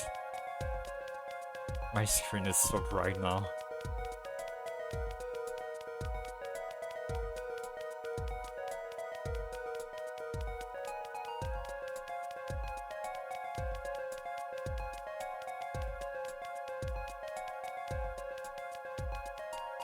We're almost done.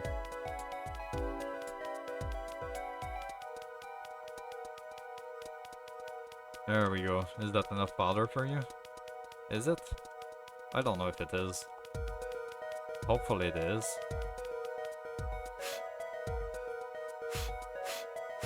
Actually, that was a pretty big fingerprint there. There we go. Good. Clear. Quite impressive. Next, to match the print, the police office has symbols so you can tell whose finger this print belongs to. That doesn't sound like as much fun as actually finding the print. Okay.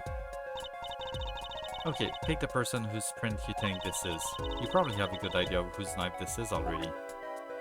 Yeah. No, actually, it's not. Oh, no, it is. Okay. Okay. Yeah, it kind of is, isn't it?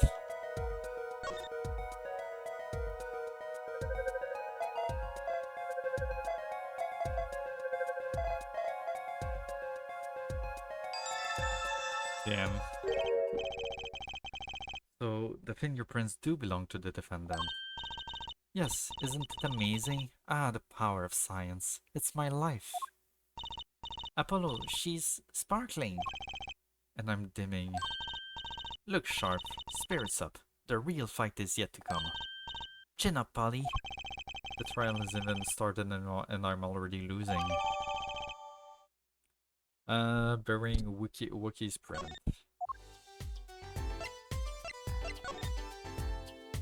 What else can I find? This mannequin is dressed up to look like a police officer. I've seen one at the station. A mannequin in place of body? The body of the victim has already been removed. Do you think the victim was the noodle stand thief? What, you think someone killed him because he stole it? Yeah. Taking care of business, little Pumpkitaki style. Try not to sound too eager about that, please. So yeah. And this is Mr. Eldoon's noodle stand, obviously. It does say Eldoon in big letters, doesn't it? And that mark on his paper lantern there looks familiar. It's going to be a little weird telling him what with the corpse and all. Anyway, that wraps up 3 of our cases. That's right. Congratulations, Apollo. And leaves us with 1 case that's worse than all 3 put together. Murder. Anything else? Oh, blue tarps?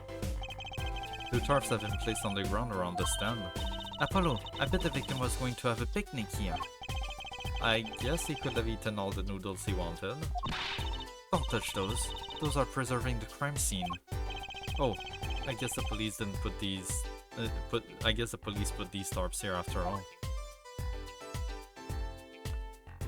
That seems to be it. Oh, wait. The knife is sticking straight into the ground, with the defendant's fingerprints on it, which means... You think he stuck it into the victim? I don't know what he did with it, but I don't like it. Okay. Alright, what do you got to say? Hey Theo, hello! Hello guys, welcome in, welcome in. How is it going? How is it by daylight going these days?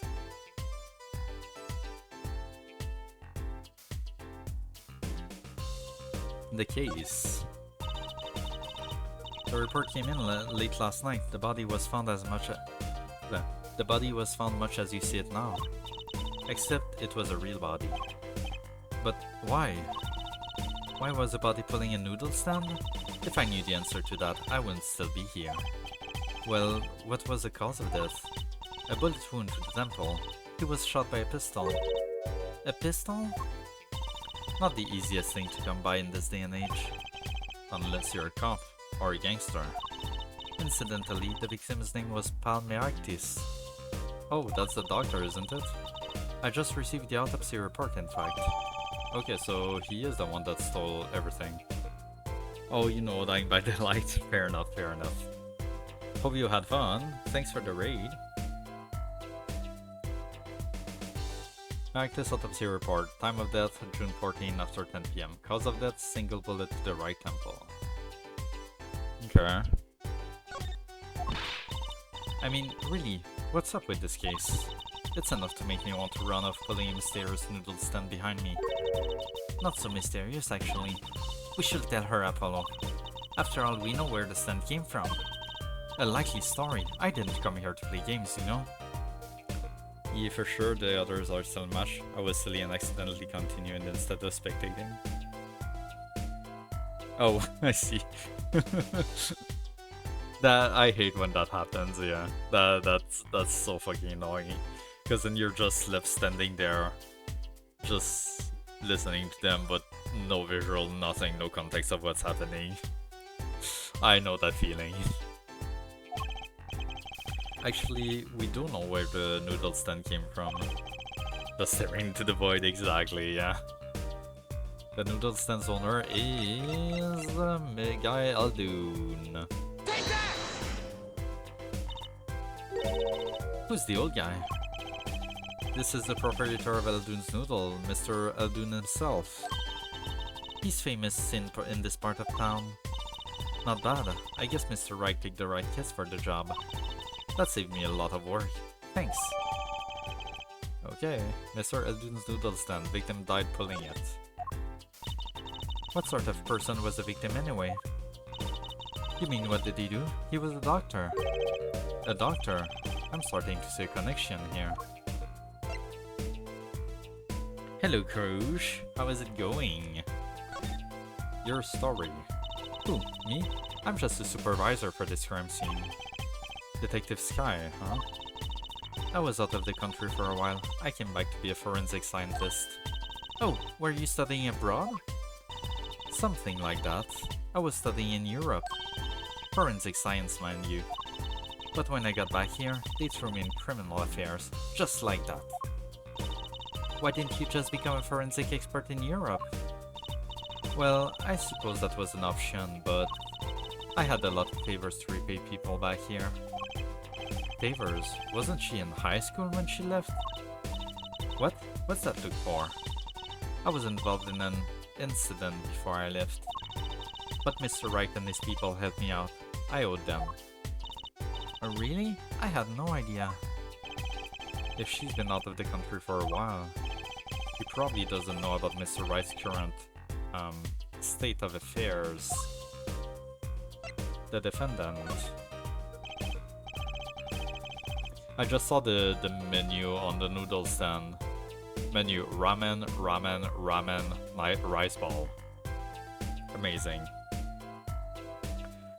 Could you tell us a bit about the defendant? He's the only son of the Kitaki family, yes? Okay, Kitaki.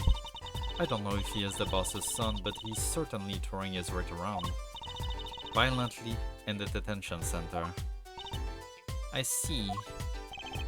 Why was he arrested in the first place? You're a defense attorney, aren't you? You're not his by any chance? Actually, yes I am. Well, we have a witness to the moment of the crime. Uh-huh. The witness called the police. They'll be testifying during the trial tomorrow. What? The victim. Could you tell us a bit more about the victim? Well, let's see. Apparently he's a physician at the clinic in the area. Quite well off too from the sound of it. The clinic's name is the Merectis Clinic. Maybe that's why the cop car was parked there. What? You've been to the clinic? Yeah, so on a related issue, I told the detective about the case of the stolen noodle stand. I see. So that means Dr. Merectus stole the stand and pulled it all the way here. That would seem to be the case. Why, though? But why? Don't ask me. So, have you met the defendant? No. Visiting hours are almost over at the detention center. You might think about wrapping up here and heading over. Good idea. I don't know what good it will do. We have a witness and a knife with prints. Have I mentioned I've got a bad feeling about this? Don't worry, it's like a right tradition. Some traditions I can live without. Okay, before we fully leave...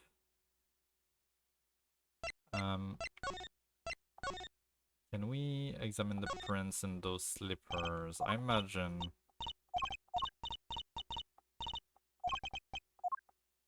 Wait, can I not? Big waste basket, you aren't going to search through it. I don't think we need to. Oh no, please knock yourself out, don't mind me. I'll be waiting over here. Just so we're clear, searching through trash isn't a hobby of mine, okay. Oh, okay, I can't take the slippers anymore. Alright then. It looks like that woman's causing trouble. I've already read that, right? Oh, what's the difference? Let me go. Now! Ow, ow, ow, ow, ow! Sorry. That's it. That's it. I'm suing. But I might change my mind for $5. What is she, some kind of con artist? Is she the witness? I hope she's not a witness. They're not letting anyone into the crime scene. The guard at the entrance is humming a song. He's got rhythm, actually. Maybe he plays in a band. Okay. The colorful dragon turns his baleful gaze in my direction, as if to say, abandon all hope, ye who hinder here. Abandon hope, all you hinder here. That fucking Game Changer clip is... No, it's not Game Changer, is it? It's Make Some Noise. With Ross? I want to say his name is? It's so fucking good. Ugh. Don't worry, Mr. Dragon. Me and Hope haven't been on speaking terms for a while. Okay, that's sad. That's just sad. Oops. Alright, detention center time. Let's go meet our client.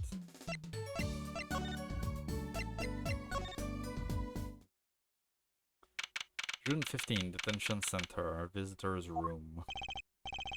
I'm sorry, meetings hours for the day are all done. But we still have 3 minutes.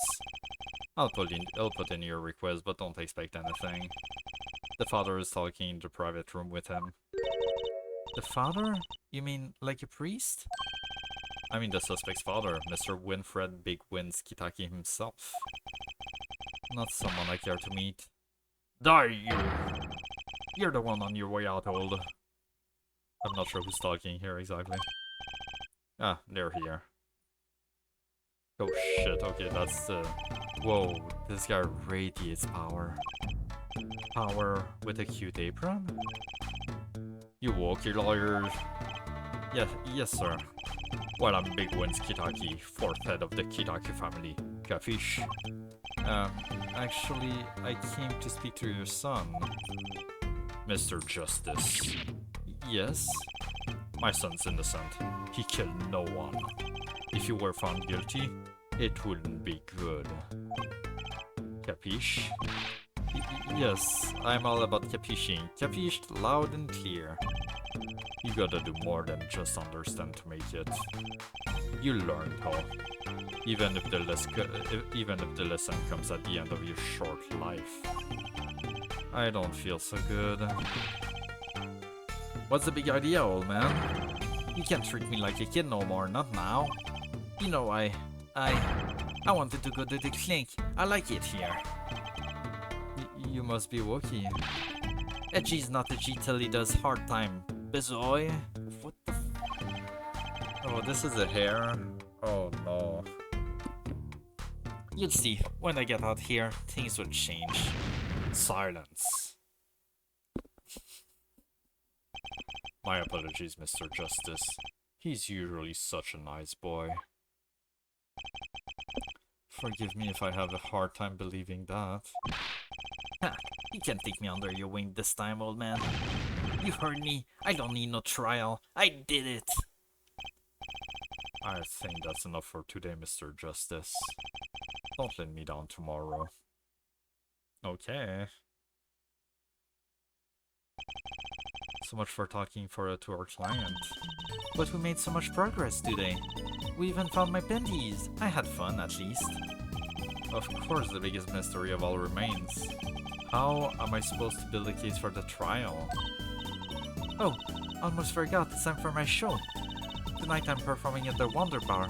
You should come check it out. Alright then, that was the first day of this trial. God damn.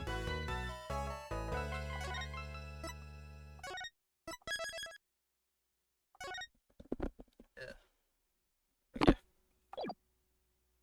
Continue. June 16, 9:46 a.m. District Court Defendant Lobby number 2. Before we start here, though, I will take a little break because it's been over 2 hours already. And I haven't taken one, so we will be right back.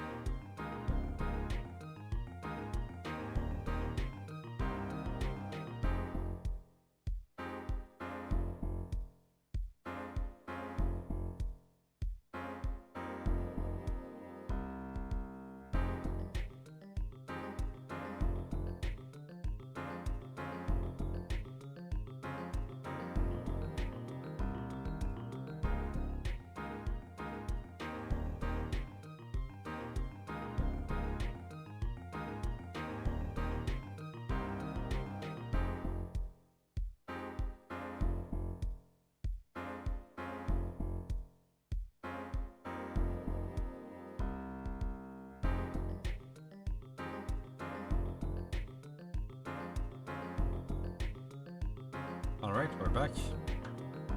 So, let's see how this first day of trial goes.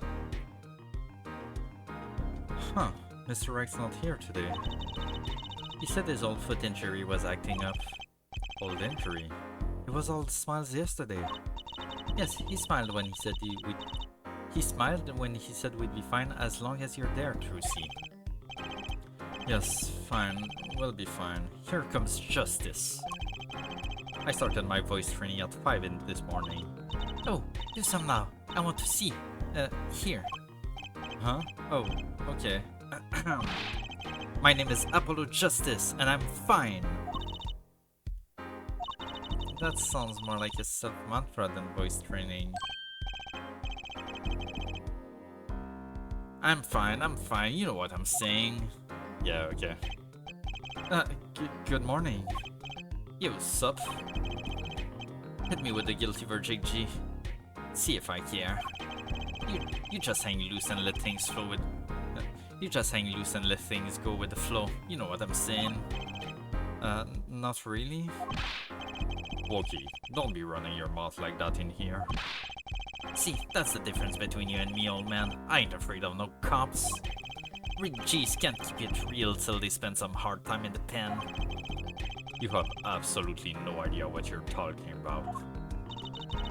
Sounds like they've both been voice training too, Apollo. My worst fears realized.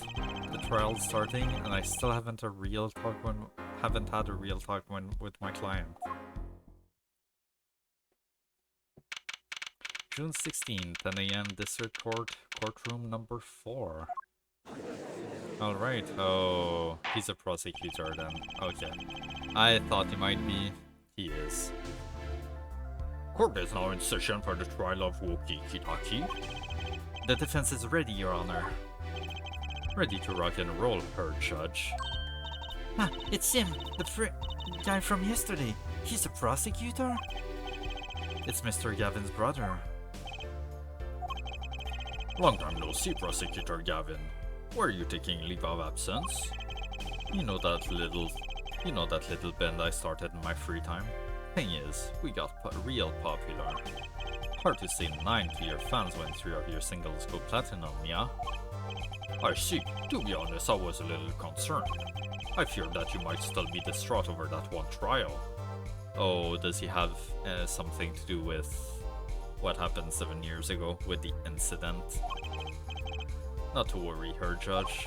I wouldn't miss this day in court for the world. It's worth even more than VIP passes to one of my concerts, yeah? How could I pass up a chance to see the true strength of the little boy who bested my brother? It was worth canceling a show or two. Understood. You may give your opening statements to the court. Before that, I was thinking, is the air in this courtroom not a bit serious? It is a court of law. That's no way to get the crowd jumping, her judge. They're not supposed to jump. This is a courtroom. A tongue, baby. Today we played my way. Oh shit, that theme is good. Ooh. Ooh. What's that noise? Sometimes you have to get up in order to get on up in order to get down. Prosecuting. This is crazy. The victim, Palmeritis, director of the Meritis Clinic. The scene, People Park. He was found pulling a noodle stand. What in the world was the doctor doing pulling a noodle stand? Yes, I believe you will only find out by asking the defendant. Right here, right now. Because it's an undeniable truth that he shot the victim. Oh, that theme is so good, what the hell? What do you mean, undeniable? If you are to glare at anyone, Her Justice, glare at the punk in the defendant's chair. His crime was witnessed quite clearly, you see. Very well. Please admit this witness to the court.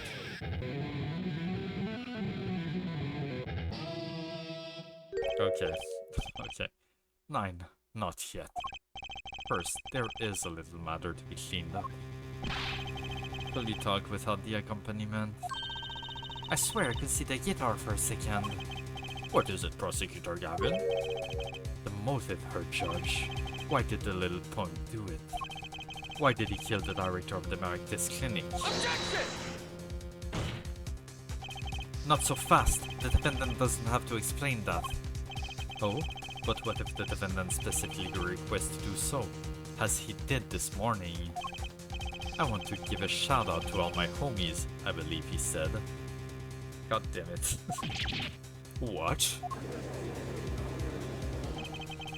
What is right? They always say that on stage, you should lead the crowd with speed and ferocity. Sounds like he got you good there, huh, Polly? Well, this is highly unusual, but the court will now hear from the defendant concerning his motive in the crime. So, you, son, are the defendant. Wookie, are you? I ain't your son, old man. You step to Kitaki, you best be prepared to step strong. You step to a public official, you'd best be prepared to step into jail. You got to hand it to him. Wookie sure has guts. It's not his guts I'm worried about. Well then, the court will now hear testimony on the defendant's motive from the defendant himself. Oh god, look at his face. Wookie Kitaki's truth. I'll tell you one thing, that doctor was a quacker. Someone had to show him what's what. I was in this clinic about half a year ago. He messed up my ops something bad. And then he just let me go without a word. See ya later. Bye. So I gotta go and get another doc to patch me up again. And that was the day I done figured it out. No OG's gonna let that pass. That's why I went to his pad that night. Know what I'm saying? Okay. You're saying you were one of the victim's patients? A lot of stuff goes down when you're keeping it real on the street. True that. I tell you one thing, that doc was a whack. Very well. The defense may begin the cross-examination. I can't believe this is the first time I'm hearing about all of this. Oh god, that's not gonna go well. Okay, Wookie Kitaki's truth. I'll tell you one thing, that doctor was a quacker. First of all, the word you're looking for is quack. And isn't that a little harsh? He's your family doctor. Who asked you, Pointy Locks? Just who do you think you are? Your lawyer? Also, Pointy Locks, look at yourself, my guy. Look, I ain't trying to hear that. He was a quacker, plain and simple. Someone had to show him what's what. By someone, you mean, was there anyone with a score to settle with this doctor?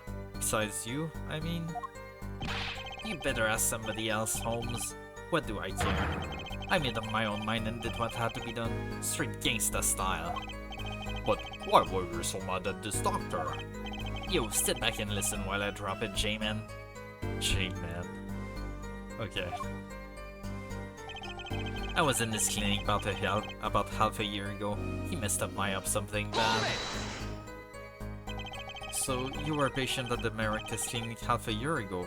For what reason? I had what you might call a mark of honor. Can you explain precisely what was wrong? We had a little run-in with the Revales family. That's when I pulled the jack move. And ran into an ambush. She busted the cap in me. According to my sources, you couldn't stand the stress of waiting. And ran in 15 minutes before the appointed time, by yourself.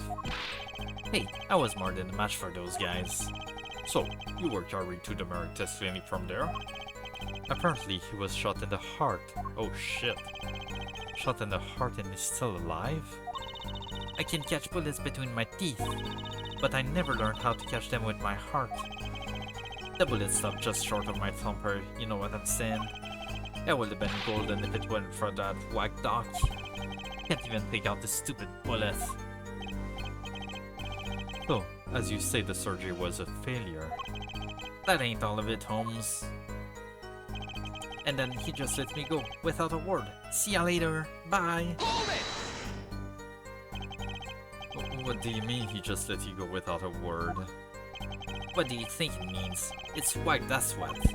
I'm not sure what that means, but it sounds bad. It sounds as though her doctor wished to hide his mistake.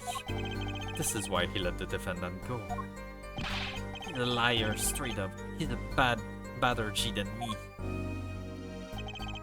So I gotta go in, get another dog to patch me up again.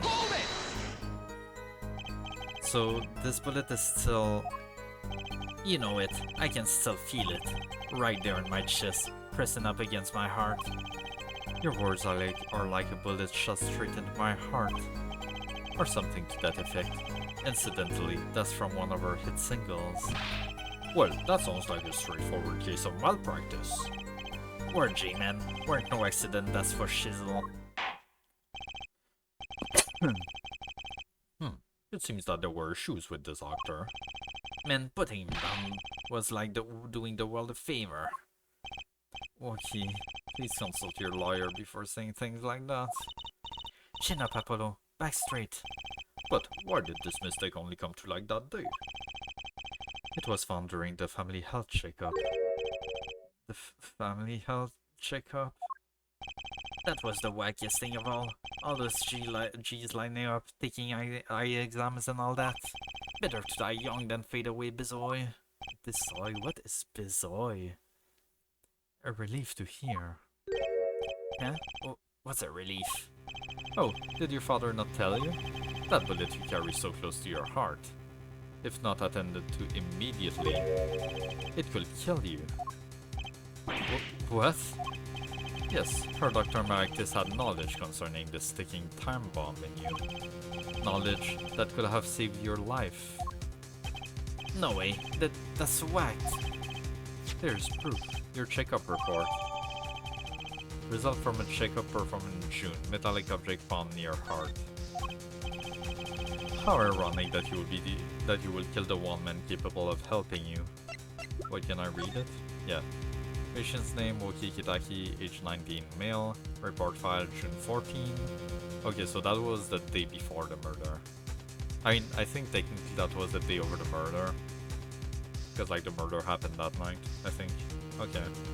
Nose. Metallic object found near heart. Urgent exam needed. You're almost as careless as he was.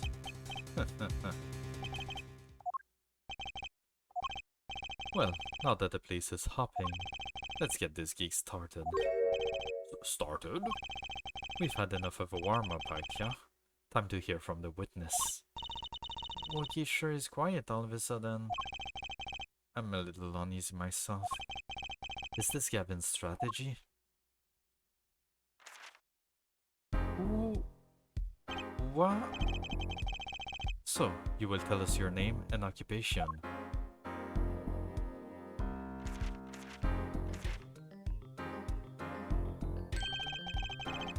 Stickler. Oh god, what kind of voice do you have? My name is Wesley Stickler. Okay. By occupation, I take it profit society at large and supports under which definitions I must confess to being. However, we must acknowledge the meaning which is commonly attached to this notion of occupation, and once we have accepted this reality, confusion is not gestalt per se. The vagueness is inherent in all representation. Okay. I wish he means to say that he is a student. A junior at Ivy University, if I'm not mistaken. Yes, in the Department of Science and Engineering. Filled with curiosity for all things and mighty in pursuit of truth. Honing my... Her Stickler. Please direct said curiosity to the case at hand today. Very well, Mr. Stickler. Please testify to the court about what you saw on the night of the crime. You asked quite simplistically what I saw. However, we must understand that Homo sapiens possesses two eyes, tools designed to receive and interpret data, sending images and Okay. He's gonna be annoying ass. A night in the park. That night, I passed through the park on my way home from shopping when... I saw them. One man pulling a stand, another man facing him. I saw them quite clearly. The man facing the victim was the defendant. In his hand he held, yes, a pistol. It was pointed at the man pulling the stand. A shot. The bullet hit the man pulling the stand from the front, square in the forehead. Okay. Was there anyone else in the bar at that time? I can say with 100% accuracy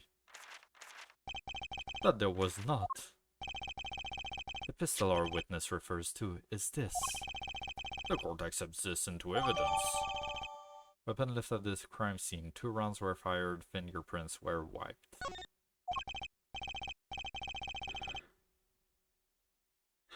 Sorry.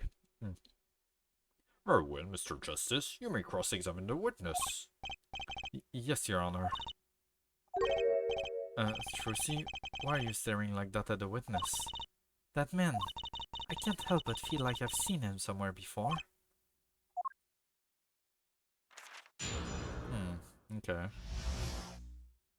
A night in the park. First of all, can I examine that pistol? Is there anything... Whoa, don't point that thing at me. Don't worry, I can handle myself around guns. Magic guns at least, the ones that pigeons come out of. Very reassuring. Okay. Nothing weird. Nothing at all. Okay then. Oh, there's these two. Ooh. These bloomers should have a distinct design. You certainly know who they belong to at a glance. That way she doesn't have to write her name on them. Genius! I would think writing your name would be easier than drawing a plum blossom. Okay.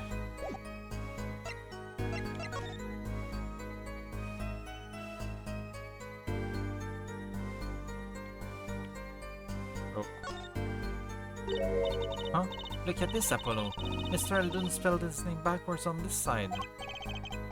I think that says noodle. As in Eldon's noodles? Oh, I get it. So the name of the store is the same whether you read it forward or backwards.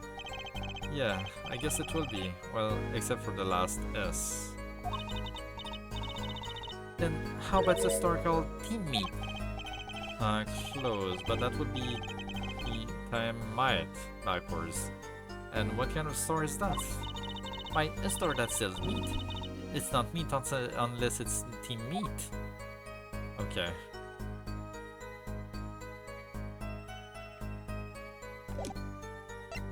Anything else? I don't think so.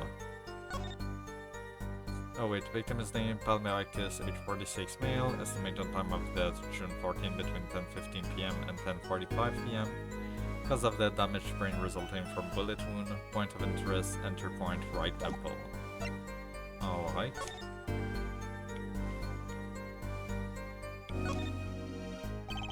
The label reads fingerprint powder in some strange language. How do we know for sure? What if this is really a job for something else like jam or honey? A jar. Why would anyone go through that trouble? Well, so the police don't find out, that's why. I hardly think possessing fingerprint powder is a crime. Oh, huh. I guess that's worrying. Okay. Alright. That night I passed through the park on my way home from shopping when I saw them. On the way home from shopping, you say. Why go through the park? Ah, a fascinating inquiry, revealing me culpable of being insufficiently verbose. Let us consider the time saved by passing through the park on the way home from the store. In that time, I am capable of solving 2 GMAT problem sets. On average, it requires me 3 minutes, 24 seconds, ergo the time to complete 2 is on average 6 minutes for the 8. However, in that case, question not in the verbal category. That's enough, I get the idea. Mr. Justice, the court hopes to finish their cross-examination sometimes this month. Please, I have a recording booked after this trial. And I've got a show to perform. Gee, sorry you're all so busy. One man pulling his stand, another man facing him. Were these men talking by any chance? Ah, now that you mention it, they were. Though I cannot claim I heard them clearly. Only fragments, such as, "You lied to me." Oh, and "I'm gonna give you a taste of your own medicine, pal." It's just as our defendant claims. I believe he wished to teach the victim what it felt like to take a bullet in the heart. If that's true, then this is a vital piece of testimony. Okay, so far it's really not good. Sounds like he heard them clearly enough to me. Oh god. Might I be allowed to amend my testimony? What now? To be precise, he did not say pal, but man. Yes, that was the way of it. I swear it on my diploma. What's the difference? And this other man, who was he? I saw them quite clearly. The man facing the victim was the defendant. How can you be so sure it was the defendant? The crime took place at night. It will have been too dark.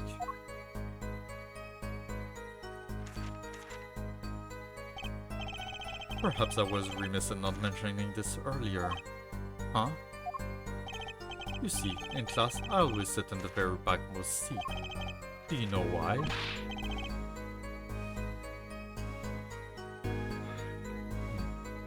Who cares? Because I do not wish anyone to copy my perfect notes. And this relates to your testimony, how? I mentioned this to illustrate my predisposition to that which is perfect. It was dark, you say? Yet there are lights in the park. If I say the defendant was in the park that night, then he was in the park that night. It is a hard, immutable fact. He sure is confident. He seems to be telling the truth too. In his hand he held, yes, a pistol. It was pointed at the man pulling the stand. Are you sure the pistol you saw is the same as the one just submitted as evidence? Am I sure? Surely you jest. Or so a common witness would be tempted to say. Huh?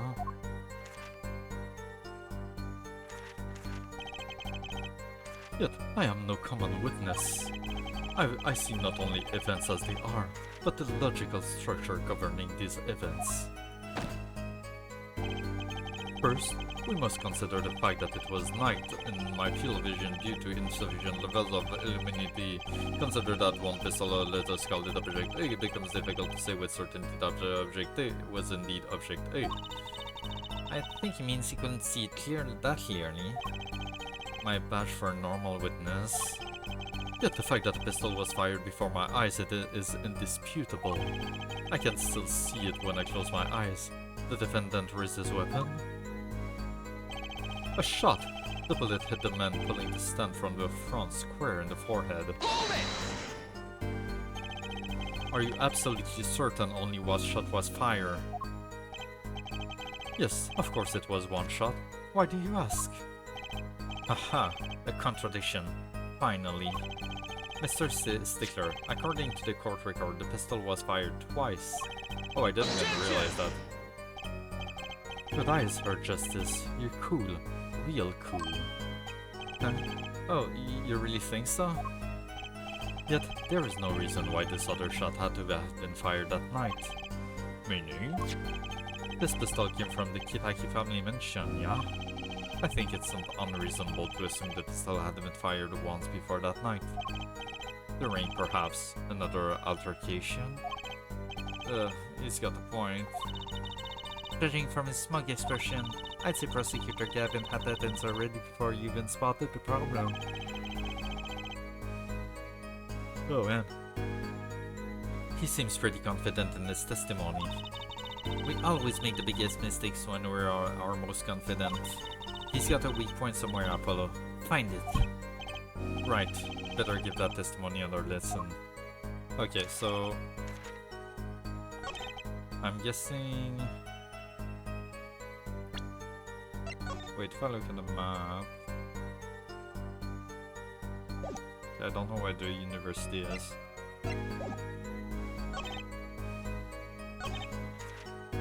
Yeah, I'm guessing that's gotta be the knife here, the shiv.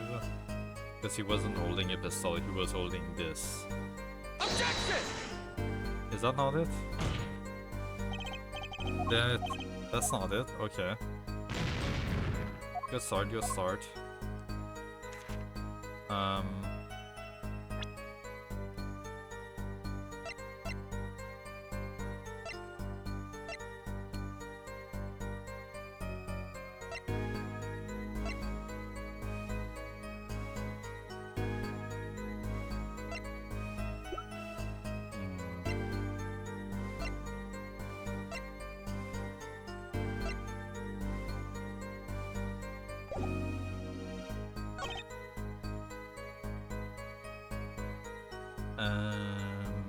Oh, it wasn't in the forehead, it was in the temple.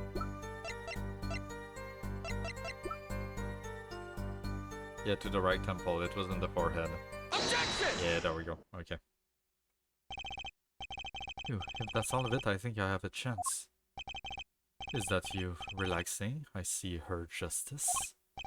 Huh? Oh, objection! Once is quite enough, Mr. Justice.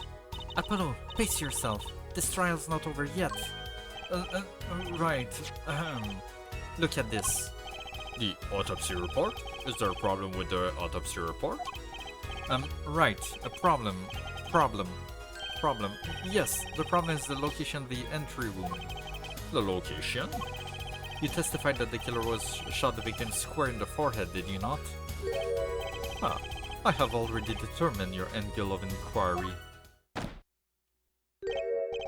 Allow me to explain.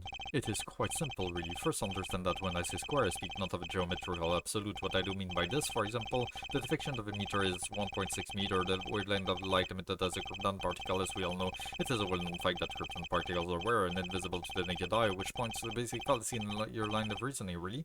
Mr. Justice, Yes? what's your objection to these, krypton particle things?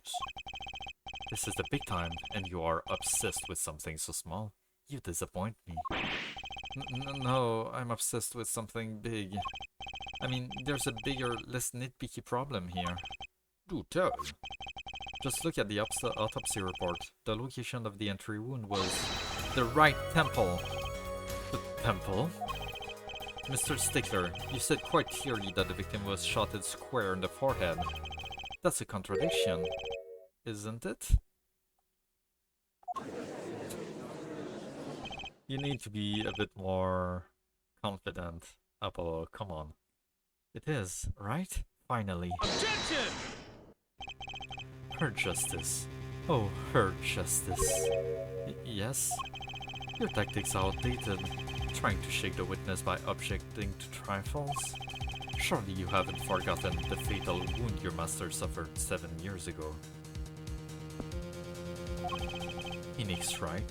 Was it? Huh. Look, I know the wound was in the wrong place according to this testimony. Hey, her forehead. Her forehead? Let us imagine you are walking through the park. You see two men facing each other, one with a pistol trained on the other. What would you do, her forehead? Well, I guess I will try to stop them. I'd probably shout stop. And you, Fraulein? Me? Well, I'd probably scream, eeh. And you, her Stickler? What did you shout, I wonder? If the victim turned his head at the last moment... Ah, yes, thank you for jogging my memory. That feels very much like you're leading the witness type of thing. Objection, please. It sounds like an addendum to this testimony is required. Damn it. I had him. I had him! A night in the park too. As soon as the killer raised his pistol, I took action. Cease this at once, you two, I cried, with composure. The victim turned in the direction of my voice, and a shot rang out. Whereupon our cowardly killer, the defendant, appeared to have become frightened. Tossing the pistol aside, he fled from the scene. Wait, that doesn't I see. So you attempted to stop the crime. Indeed. With composure. Well, maybe the criminal wouldn't have fired if you hadn't shouted like that. That doesn't really matter now, unfortunately. Let us consider this new testimony, shall we? Observe the diagram, if you would. The witness, Mr. Stickler was it, stood here. He shouted, "Oh, stop, please," or something of this nature, and the victim responded by looking the witness's direction. If the killer were to have fired at just that moment, as we can see, the bullet will have struck the right temple, as in the report. That does seem to be the case. Witness the power of a junior in Ivy University's Department of Science. Very well, Mr. Justice. You may cross-examine the witness. I think I have the contradiction here. I will do the pressing stuff just for fun, but tossing the pistol aside, he fled from the scene. If he just tossed the pistol right after the shot, he wouldn't have had time to wipe the fingerprints, right? That's my guess here. But let's press everything. Get as much information as we can. So, you saw a race pistol? Weren't you frightened? It can be said we students of Ivy University know no fear. The moment I saw that pistol, my inner sense of justice compelled me to take action. That was certainly brave of you. You might have gotten shot. Huh? You certainly were lucky. If I were in the killer's shoe, I certainly wouldn't have left a witness behind. He actually looks like he has no idea he was in danger. Regardless, I attempted to halt the bloodshed. Cease this at once, you two, I cried, with composure. Are you sure both men were able to hear your voice? They were, of course. My high, exquisite voice echoed through the park, and the victim responded to that clarion call. White. The victim turned in the direction of my voice, and the shot rang out. Did you hear the gunshot at the same time as the victim turned? Indeed, I would say about the same time to be precise. And the victim didn't ask you for help? It can be said that he didn't have time to ask. He didn't even have time to take a single step. I'm totally sure that the killer fired because Mr. Stickler startled him. Don't say that too loud for C, please. Whereupon our cowardly killer, the defendant, appeared to have become frightened. Can you describe the killer's action more clearly? He seemed quite surprised, especially considering that it was he who did the deed. As we can see, human psychology is a tangled web indeed. He simply couldn't believe what he had done. He shot, he panicked, a common tale, but true. Unfortunately, before I could take further action, tossing the pistol aside, he fled from the scene. You didn't try to apprehend the criminal? It all happened so fast, I'm afraid I hadn't the time. Doesn't something about that strike you as odd, Apollo? What?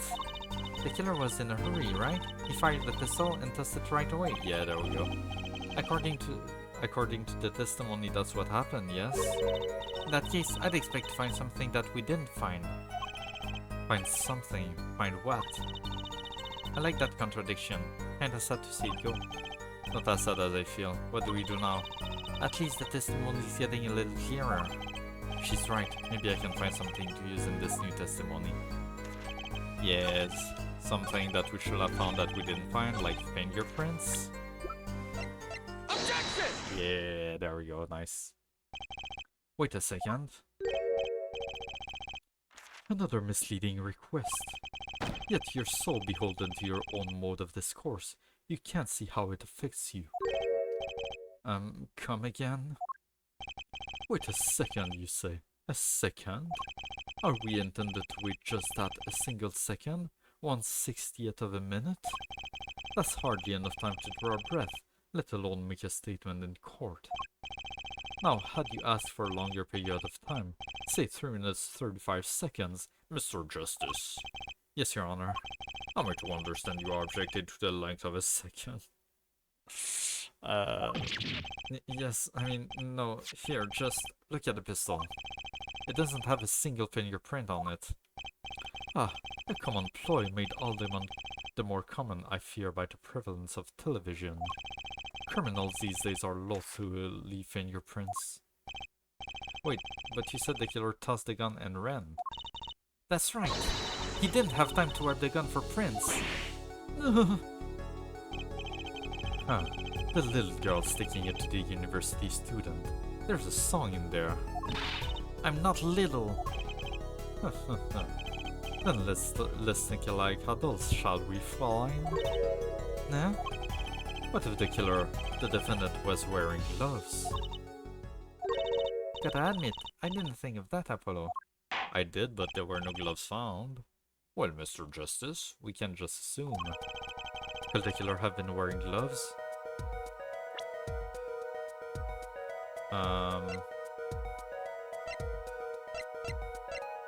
Is there something that says that he couldn't have? No, because we do have the fingerprints for the shiv. I think, right?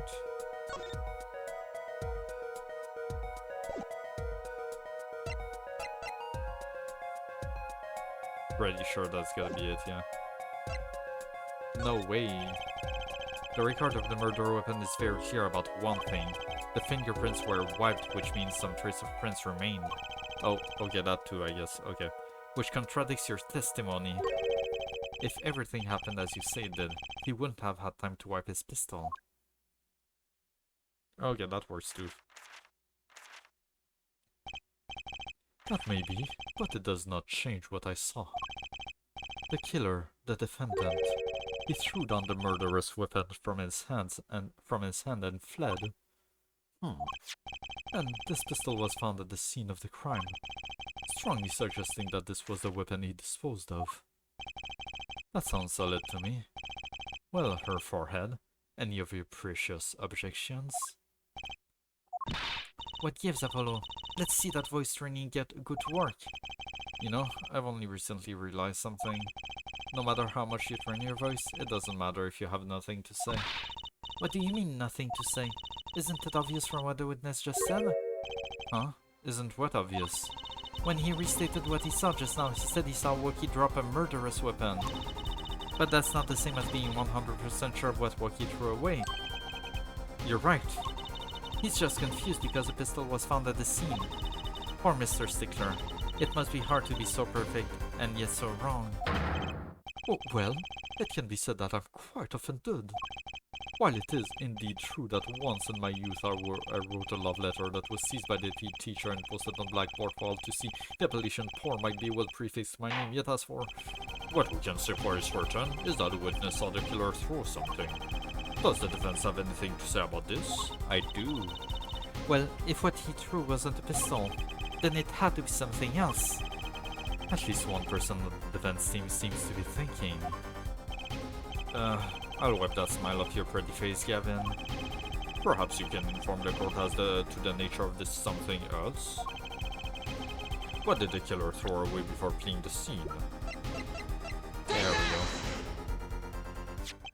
Is that a sword? I saw one of those on the late night movie last night. Great, a sleep-deprived judge. This knife was found at the scene of the crime, with the defendant's print on it. His prints? This single piece of evidence proves two important things. One, that what the defendant threw down wasn't a pistol. Two, that the defendant wasn't wearing gloves. Indeed. Oh, her forehead. You're forgetting two other things you've just proven. Huh? One, that the man the witness saw was the defendant, Mr. Woki Kitaki. Two, that the defendant was holding a knife, with the intent of harming the victim. Oh. Indeed. Never underestimate a Gavin is the lesson here. This court is of the opinion that a witness is fond of making assumptions. In that light, I believe it will behoove us to hear about what really occurred. With less assuming, please.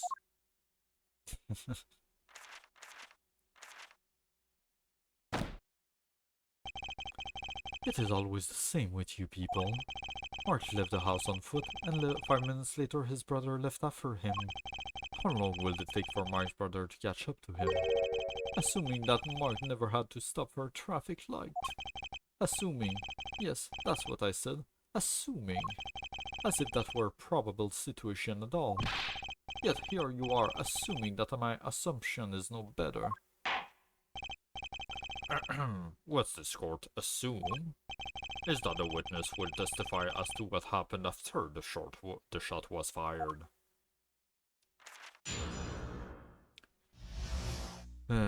From shot to call.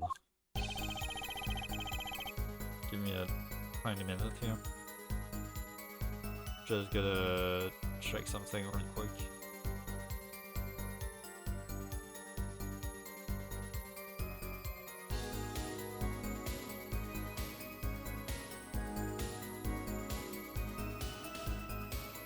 Okay.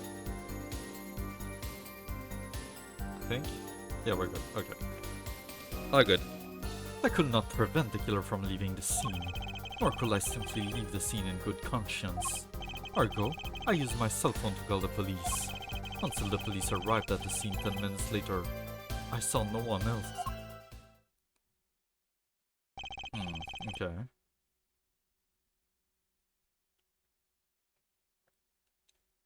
Why didn't you chase the killer? He was, as you say, a killer. Of course, I could have run him down, yet what will he have done when cornered?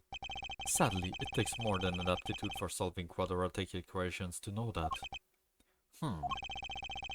Did the testimony earlier not prove the defendant's presence at the scene? And do we not also know that there was no one else there? It seems clear that we have our killer. Does it not? Does it not, Mr. Justice? I'd better find a way to take this testimony down quick. I'm not sure about this one right now. From shot to call.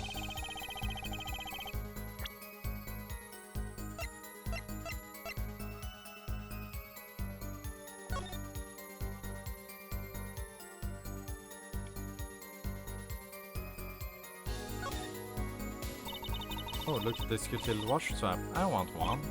It's kind of odd though. What is? I mean, if you wanted to know the time, you could just look at the phone itself.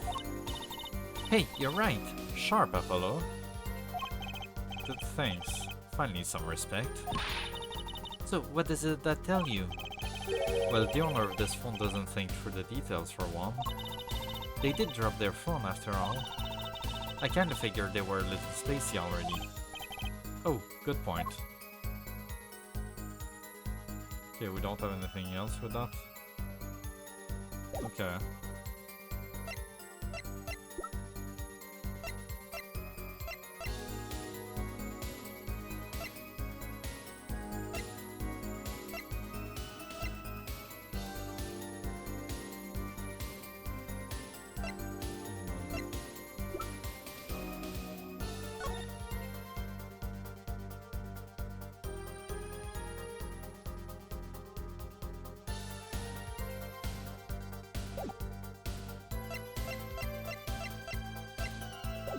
Okay. I could not prevent the killer from leaving the scene. Let's see where this leads us. Which way did the killer run? By that time, it was clear the killer had noticed me. Naturally, he ran in the opposite direction. That would mean he ran in the opposite direction from the Kitaki mansion. Act 2, don't even think about pointing out that he was going away from his home. All he had to do was look back once he was out of sight. How did he know that where I was going? Or could I simply leave the scene in good conscience? You are certainly composed for someone who had just witnessed the killing. If one is to devote one's life to the pursuit of science, one must never flinch at the sight of a little blood, nor be so moved by chemical discovery that one drops one's flask upon the lab room floor. Oh, cool answer. Very cool. So nothing strange about how he acted. First, he looks like she has something to say.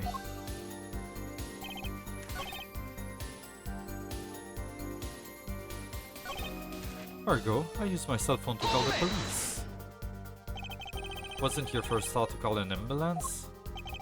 It can be said that I have dabbled in medicine. The injury I witnessed, namely a single shot to the head, tends to result in death. Ergo, there was no need for me to call an ambulance.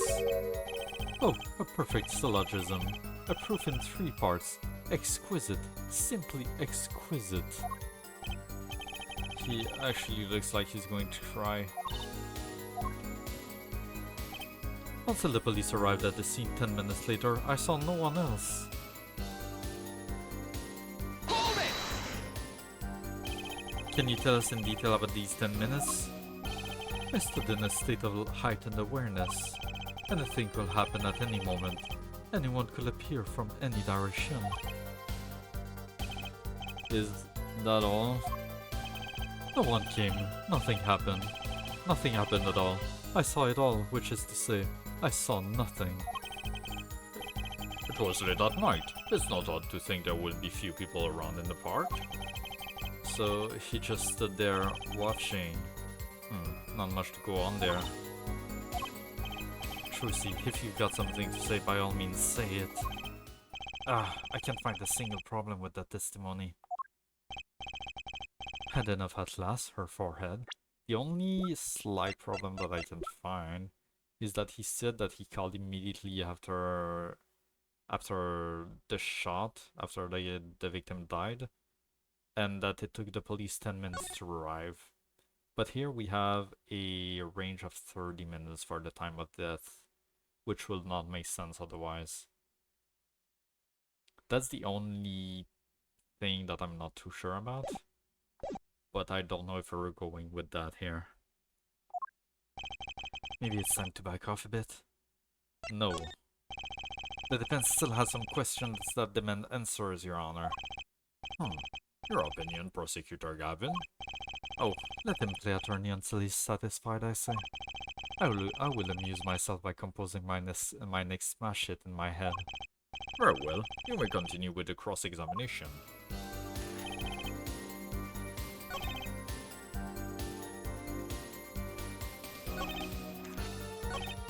Yeah, I'm going with that. I don't know if that's it, but that's the only thing I can think of right now. Objection! Nope. Damn.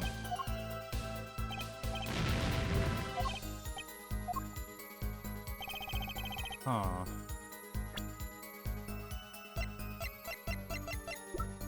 I'm not sure then.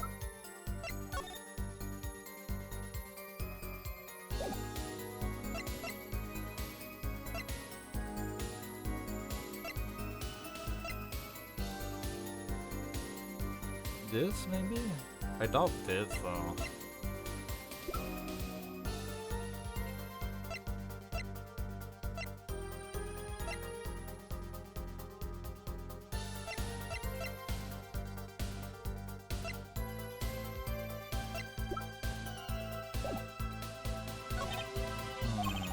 This witness is too self-assured. There's got to be a witness somewhere in this testimony. What am I looking for?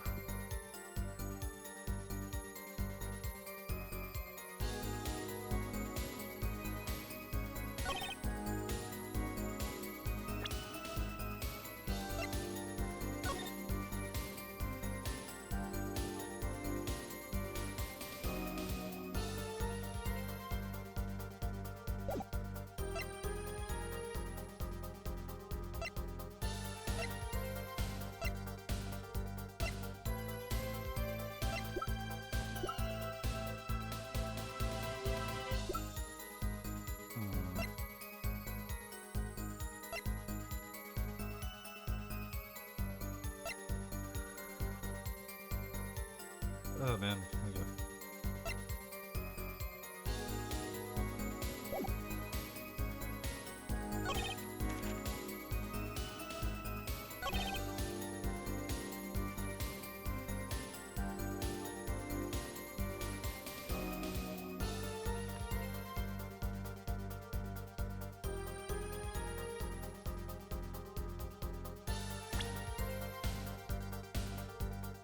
I'm so confused. What do you want to say to Trucy? What are you thinking?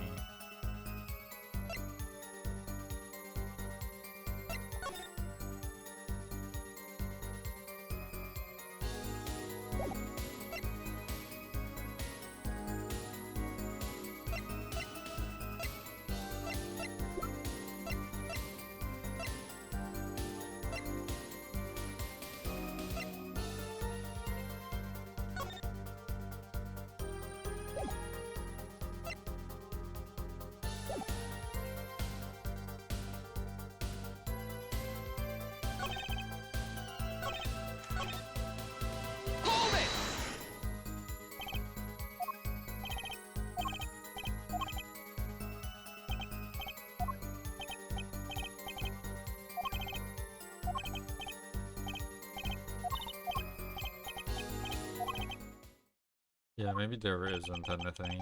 Okay. Some of us have glamorous careers we'd like to get back to the smooth her forehead. They don't have enough to put Wookie away yet. Shall I back off for now? Yeah, I don't see anything. There's nothing fishy about the testimony at all. It appears there are no objections to the witness's current testimony. There are any numbers of ways to explain the lack of prints on the pistol, I assure you. Perhaps the killer really was wearing gloves which wiped the previous user's prints off. Then, after the deed was done, this fell out of his pocket as he was throwing the gun away. A mistake befitting of a small-time punk, in my opinion. No. No! It seems we've come to the end of the line here. No, that can't be all. How unfortunate. It seems that you weren't cut out to stand on the same stage as me. Were you, her forehead? I believe this brings the cross-examination to a close. This court will now declare a verdict for the defendant, Woki Kitaki. Wait. Did I fuck up? Nope, I did not. Hold it. Yeah. Who's this? Is it? Oh. What the fuck? Petrucci! Nobody move. What's the meaning of this? Who are you? Is this the mob boss, the dad? I don't know. He doesn't have the same body shape. Hey Vino, hello. How's it going? There'll be no verdict in this court. And oh, is this Phoenix? This is Phoenix, isn't it? God damn it, Phoenix. What are you doing? How are you doing? There'll be no verdict in this court. Not in this court. Not yet. Wait, are you one of the Kitakis? The Kitakis? You mean the notorious gangsters? If you don't want to see me give the pretty little girl a new smile, do as I say. Adjourn the court for 20 minutes. What? This court will not bow to the pressure from the likes of her judge. I see little point in further aggravating this gentleman. Recess, 20 minutes, or I promise you, you'll regret it. Doing good, you? And what game are you playing today? This is Ace Attorney, Apple Justice. If you've ever heard of the Ace Attorney game, this is the 4th game in the series. I played the trilogy like over a year ago, the first trilogy, and now I'm starting the second one. But wait, how did it disappear so fast? Come to the defendant lobby, Apollo. I suppose I have no choice but to adjourn for a 20-minute recess. Verdif, catch that mysterious man. This is Phoenix trying to save the trial in his own fucked up way. God damn it. I wouldn't be surprised if Teresi was all in on it. Oh man. Save that woman? Don't worry, she's if this is Phoenix, she's his daughter, and this is just a play to gain more time in the trial before a verdict is announced. June 16, 11:17 AM, District Court, defendant lobby number 2. Trucy! You move quick, Apollo. Good show, good show. Trucy, you're okay. I thought... She's crying, no. Don't cry, Apollo. Yeah, those good-for-nothing gangsters. There are some things you just don't do. I'm pressing charges. Wait, just calm down, Apollo. Or else... No, it's straight up her fucking magician thing. Oh, this is even worse than I thought it was. Oh. God, what is this? I've been playing DS3, it's a... PS3, it's a movie you gotta play one day a week. Do you mean Dark Souls 3? Because, yeah, I do want... That's probably what I'm gonna play after Silksong and Hades 2. Yeah. Yeah, that's probably the next game I play whenever I finish one of those two. So I don't know when that will be exactly. Silksong and Hades 2 will probably take me quite a while to play, but that's definitely next after that. What the heck is that? Surprised? This is one of our best traits, the amazing Mr. Hat. You look marvelous, darling. He's a big hit on stage at the Wonder Bar. Yes, I am a big hit, ha ha ha. Well, what do you think? Do you like it? You mean you... Trucy, there are some things you just don't do. I'm pressing charges. Apollo, now is not the time to be threatening me. It's you who's being threatened here. Huh? Remember what you said to Oki's father yesterday? You promised you'd save his son. But that testimony was rock solid. Yes, restream hype. One day. In a few months. I don't know when, but in a few months. What are you suggesting I do? Look, once the judge declares a verdict, it's all over. If I can use my talent to stop that from happening, I will. Proceed. No more stage abductions, please. I'm not talking about magic, Apollo.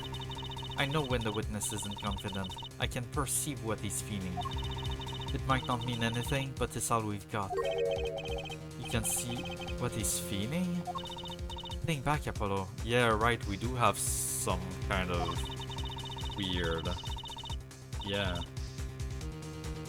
Think back to the times when there was a contradiction in his testimony. All the times. All the times there was a contradiction? Do I remember? Well, I think I remember them, sure.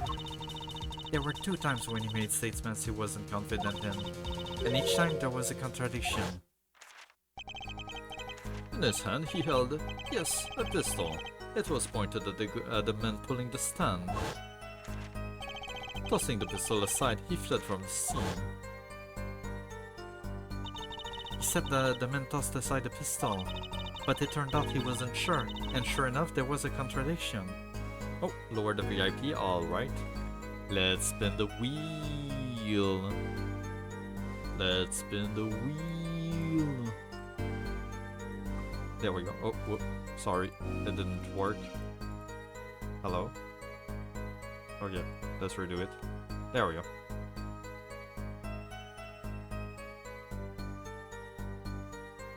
Oh, damn. You almost got a good one there, almost. Minus 200. Alright. You almost got the minus 10,000. Also, you almost got the plus 5,000 too. That could have been bad. Let me go change that. Here. And we're at 135. 135. Alright. Nice. There was a contradiction. Well, that's true, but how does that help us?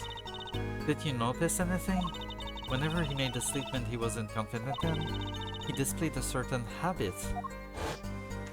In his hand he held, yes, a pistol. It was pointed at men pulling the stand. Turning pages. Did you see it? The very moment he said the word pistol, his fingers got all tense and fiddled with the corner of a page in his book. How am I supposed to see that? Well, I could see it.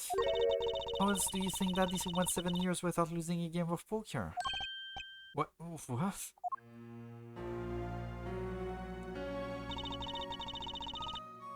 I will film the VIP one day.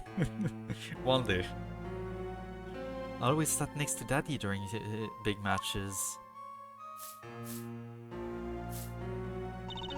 I could see what his opponents were feeling.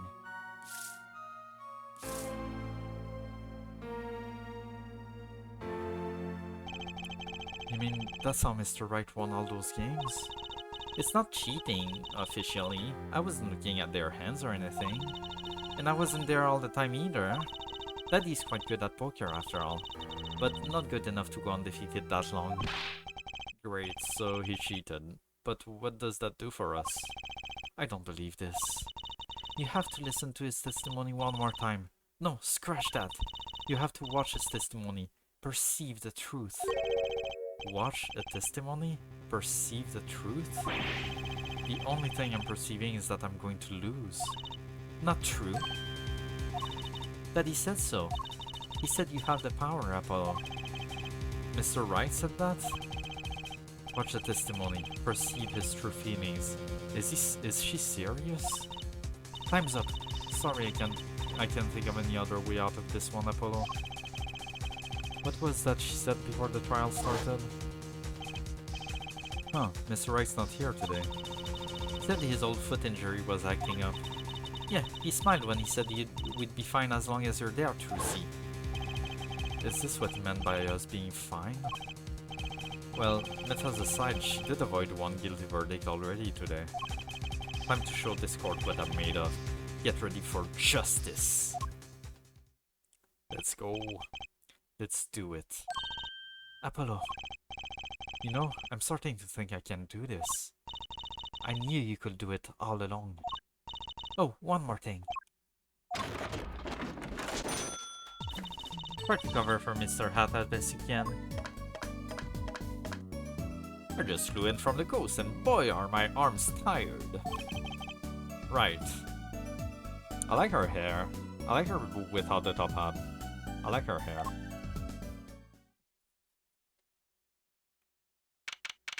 June 16, 11:40 AM, District Court, courtroom number 4.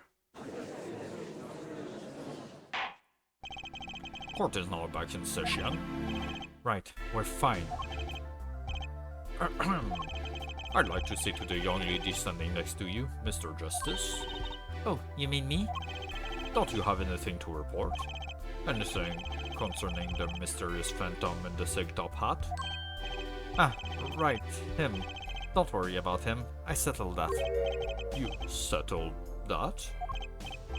Yes, it was an out-of-court settlement. Right. Perhaps Fraulein will let us believe it was nothing more than a passing dream. A fantastic illusion. Now you see it, now you don't. Am I right? I think he's on to me. I wish he would stop being so cool. Let us dispense with these niceties and get straight to the matter. What are your plans for our gifted witness? Right, the defense would like to request another cross-examination. Because I forgot to ask something. There was no issue with the witness's previous testimony. I will grant you your request, however, but this court will not permit stalling for time. Understood, Your Honor. Don't forget, Apollo. When he isn't sure about something, he has a habit of fiddling with his book. Okay. From shot to call. I could not prevent the killer from leaving the scene. Nor could I simply leave the scene in good conscience. Ergo, I used my cell phone to call the police. Until the police arrived at the scene 10 minutes later, I saw no one else. Okay, so... I'm not sure I'm qualified to watch testimonies after all. Focus, Apollo. Find this weak spot. Focus. If only it were that easy. My ears hear what he says, my eyes see his expression. Do I have to do something more? What other senses do I have? Hey, there we go. What's this? My bracelet?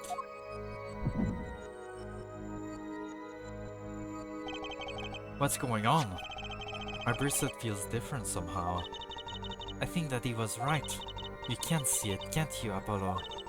You're almost there. Find the weak spot in his testimony. I know this sounds crazy, but my bracelet is trying to tell me something. Okay, that's interesting. From shot to call. So it's this one then.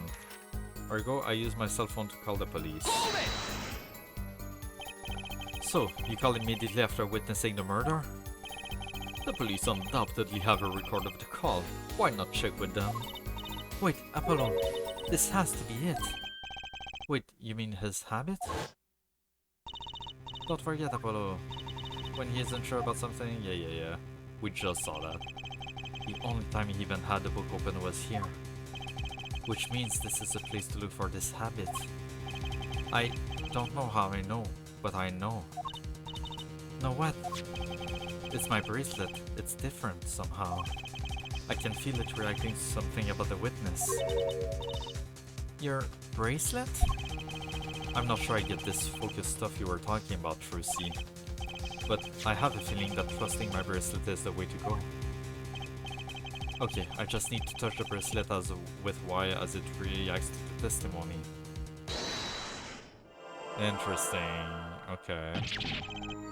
What's going on? I can see the witness's face, his expression so clearly. It's filling my mind. I can see nothing else, hear nothing else. Apollo? Percy, what's happening to me? This is what I meant by focusing. Focusing.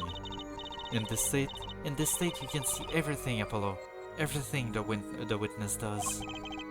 That's great, but this is kind of freaking me out. Just look for Mr. Stickler's twitch, his habit. You remember it, right? Sure, when he says something he's not sure of, he fiddles with the page of his book. You got it. Right now you're looking at the witness's face. And your eyes are sort of bugging out. I'll bet they are. First, move your focus or attention down to Mr. Stickler's hand. His hand? You know what to look for now, but you have to be looking at the right place. She's right. I can only see his face like this. Time to try changing my viewpoint. That's cool. Perfect. Now you're really ready. Ready for what? Ready to perceive the truth behind the twitch. Perceive. Try listening to the witness talk as you focus. Then watch for his habit. Right. You mean when he fiddles with the page? That's right. That's your signal to look closer. Perceive with Y. Find his weak spot, and I guarantee we'll be able to give him the royal flush. Spoken like a true poker head's daughter. I'm a magician, thank you very much. So, I have to pay attention to his words and his fingers. Don't worry if you miss it, you can always try again. Right, look at nervous twitch. Here comes justice. Ergo, I used... oh. Wait. No, that doesn't look right. Call the police. Wait, here again, yes. Gotcha! Is that it? Yeah, I used my cell phone to call the police. Okay. It was the whole phrase, the whole part of the phrase. Okay, it wasn't just one word. That's why. I saw it. Just now. I could see it. Mr. Justice, do you have something to say? All the thinking of this, it's quite bad for my circulation, you know? Mr. Stickler, allow me to ask you a simple question. Why did you fiddle with the page of your book just now? The very moment you mentioned your cell phone. What are you talking about? I'm curious now about this cell phone of yours. Mind if I ask a few questions? What to ask? Ask for his number, ask to see his phone, ask what model of phone.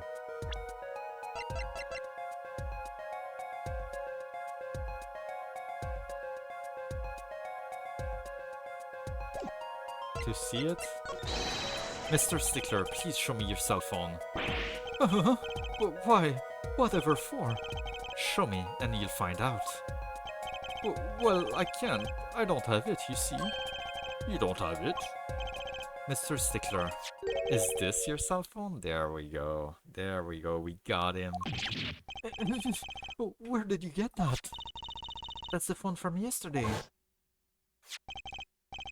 Look, a cell phone. Yeah.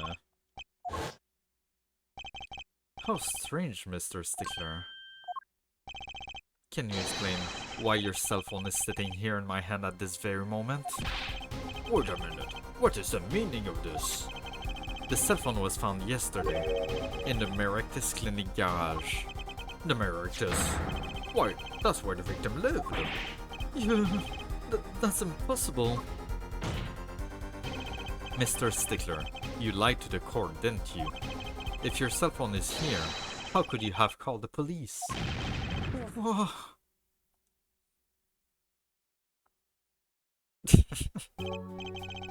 It's true. I didn't have my cell phone that night. That is why it can be said that I called the police from a public payphone. And that will explain a bit more the 30 minutes time gap there. A payphone? So you didn't call on your cell phone after all? Just where was this payphone located, Mr. Stickler? Well, to indicate it with a startlingly high degree of accuracy, it was right around here. That's quite a ways from the park. But why did you lie? There can be only one reason. He didn't want the court to know he had lost his cell phone. Because it was found in the victim's garage. What are you saying? Mr. Stickler, you broke into the Merectus Clinic garage on the night of the murder. This cell phone tells all.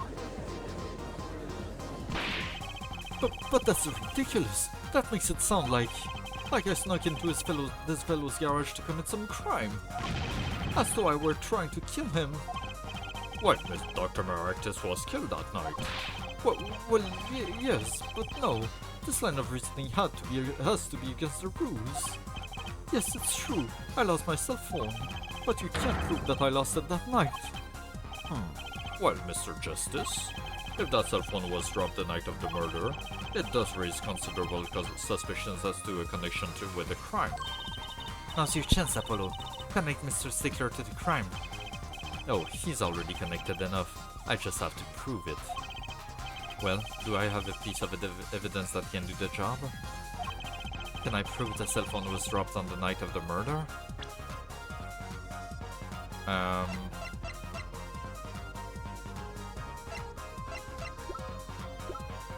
Yes, because the car was used, right? Yeah, the car was used to hit Mr. Wright. So if it had been before the night of the murder, it would have been crushed already. It had to have been dropped after the car came back. Right? That's my reasoning. Of course I have evidence. Oh, I like your swagger, her forehead. Hit it. The court will see this evidence, Mr. Justice. Hit it, as they say. The evidence that proves the cell phone was dropped on the night of the murder is... Take that! That's a side view mirror. As it so happens, Dr. Merectus' car was in an accident that took place the night of the murder. An accident? An accident. Yeah, there we go, nice. It happened a little after 9 PM just outside of People Park, our murder scene. Dr. Merectus' car hit a pedestrian. What are you trying to say? From the absence of a mirror, it's clear that the car was parked after the accident, which means it was parked there after 9 PM on the night of the murder. If your cell phone had been dropped before the car was parked in that garage, then it will have been crushed. Yeah, there we go, nice. After all, it was lying on the ground, right under the wheel. Ergo, Mr. Stickler, the only time you could have dropped this in that garage was after 9 PM the night of the murder in the park. Whoa. Mr. Stickler, you know what this means. You did break into the victim's garage that night. This is most unexpected. Mr. Justice, are you naming the witnesses as a suspect in the murder of Palmer Actis? No, stop. This is too much. This can't be happening. Prosecutor, say something. I suppose it is worth saying this. No connection has been found between Wesley Stickler and Palmer Actis. That is, other than this. I believe our next testimony will be most revelatory. Is the witness prepared? Yes, Your Honor. I know that face. That's a face of guilt.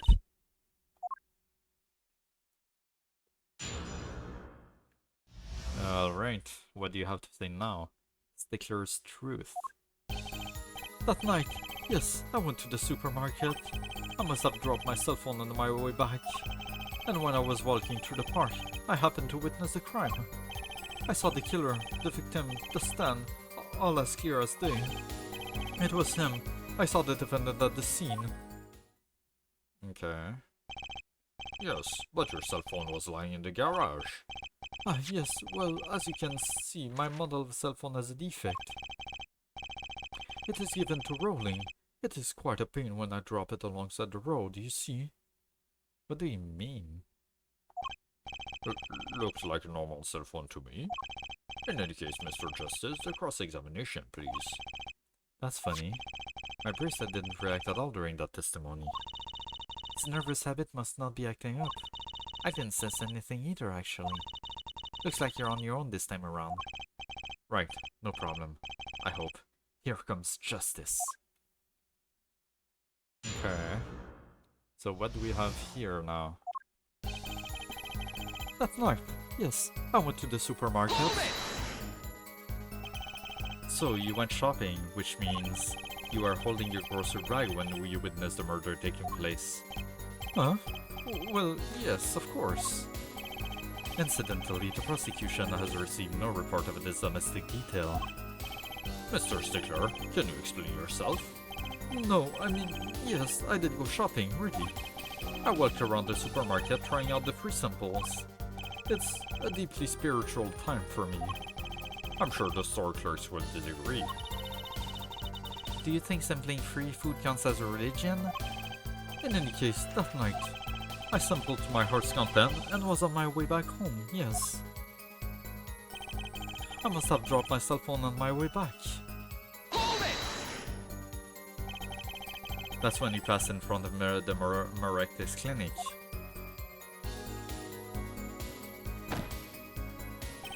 Why, yes, that's correct. That was a pretty suspicious pause there. Mr. Stickler, do you think you could be a bit more specific? Please show us the exact route you took on the day of the night of the murder. Of course. The supermarket is here, along the main road. My way home from there takes me past the Merectis clinic. This is probably when I dropped my cell phone. Yet, woe is I walked on, unaware of my loss. And I walked right into that fateful park. And when I was walking through the park, I happened to witness the crime. Which entrance did you enter the park from? Well, to be exact, one might say that I went in from the entrance closest to Merectis clinic. The same entrance our victim used. Did you notice anything when you entered? Wheel marks from a noodle stand, for instance. I have no recollection of such a thing, no. Yet, though I might have missed a track, I could not miss what happened next. I am a keen observer. Of the obvious, you might say. I saw the killer, the victim, the stand, all as clear as day.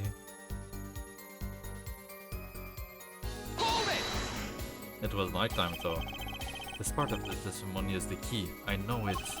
Shall I press him about the killer, the victim, or the noodle stand?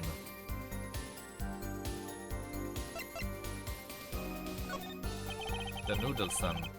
Do you happen to remember the noodle stand? Quite well, yes. For a student of the sciences, keen observation and healthy curiosity are vital. I remember everything. I could even read the sign. I believe it said,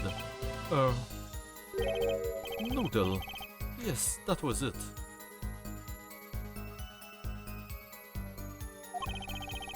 For remembering something quite well, it sure took you a while to tell us. And thank you for telling us that the noodle stand sells noodles. Very enlightening. Well, Mr. Justice. What about that sign? Could that be important? I think it is. Wait, where is it? Yeah, because if he was... Okay, we don't see it, but if he was where he says he was, like the exact location, he would be seeing the noodle stand from this side. So he would be seeing Eldunes, not Noodle. Because victim was here, killer was there. Like, that's how we saw the scene. So that doesn't make sense. So the sign on the noodle stand said noodle. It appears the defense has just obtained a vital piece of testimony. Is this noodle stand's broth really that delicious? I'll have to go sample the wares one of these days. I think that's worth adding to the testimony as well. Whatever sort of noodles that stand sells, it can't match up to IVU's cafeteria. Some apply to the school merely for a taste of their smart noodles. I wouldn't mind a taste of that myself. Why even remember the sign on the stand the victim was pulling? It's a noodle. Can I say get the other stuff here though? Oh. The testimony just now was quite vital. Something going on in her noodle. My gut feeling here is right. I've just stumbled across a major contradiction. Okay, I can get the rest. Alright, so the rest was not important. So the sign said noodle. You're absolutely sure? Oh. Music dropped. Yeah, look at he's fidgeting right now. He's doing it. Let me be frank. Yes.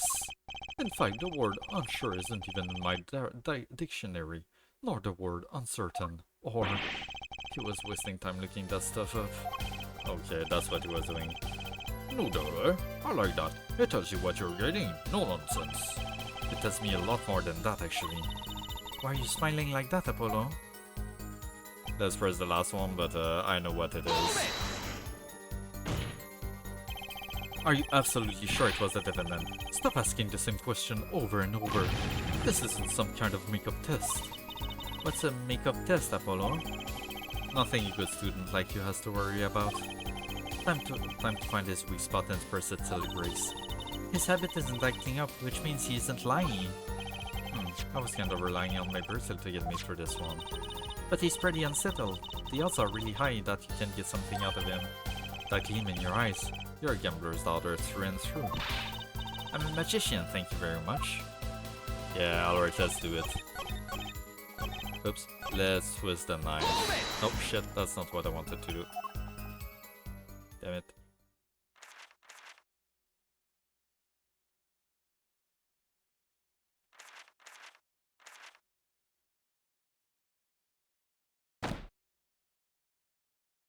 Come on, there we go. That took so long. Okay. Present. Noodle stand. Objection! There we go. And you're absolutely sure the sign read noodle. Why, just last week my professor offered me this praise. At least you have good eyesight, Stickler. I'll give you that. It read, without a doubt, noodle. I see. What? Why are you looking at me like that? Is that pity I see in your eyes?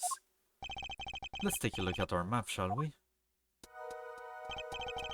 So you're claiming that when you saw the sign, you were standing Here, was it? Also, it will have been a bit hard to read the sign from this spot. You think so? Mr. Stickler, I'd like you to please take another look at the stand, and to carefully read what the sign says. See, the sign actually states the name of the stand's owner. Eldunes. Inconceivable! I'm certain it was definitely Noodle for sure. Positive. I'm afraid your professor was wrong about that eyesight. I wouldn't be so quick to jump to that conclusion. The sign he saw changes everything.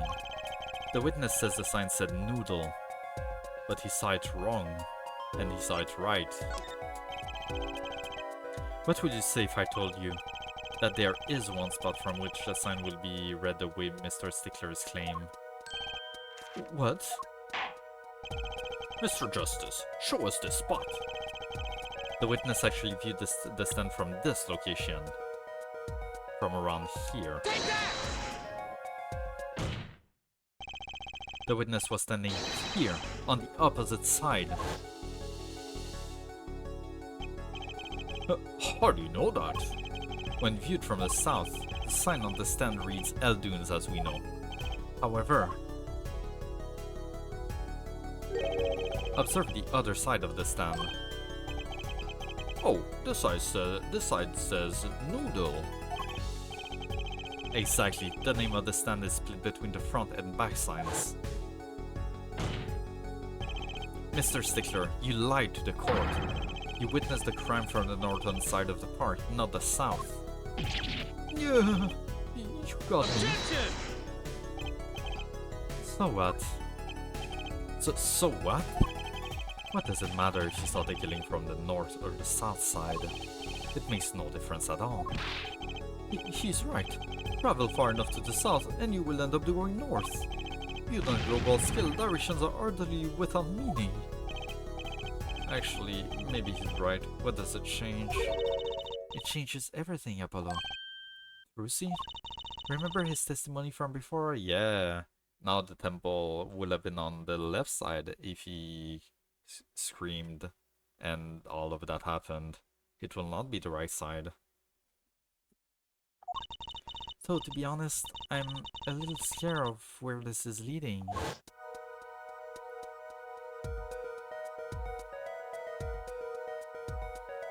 They really went out with all the graphics in this game compared to the first trilogy. The killer and the victim are facing each other here. Then, at the moment the killer raises his weapon, Mr. Stickler shouts. At which point the victim turns his head to look, and the killer fires his pistol.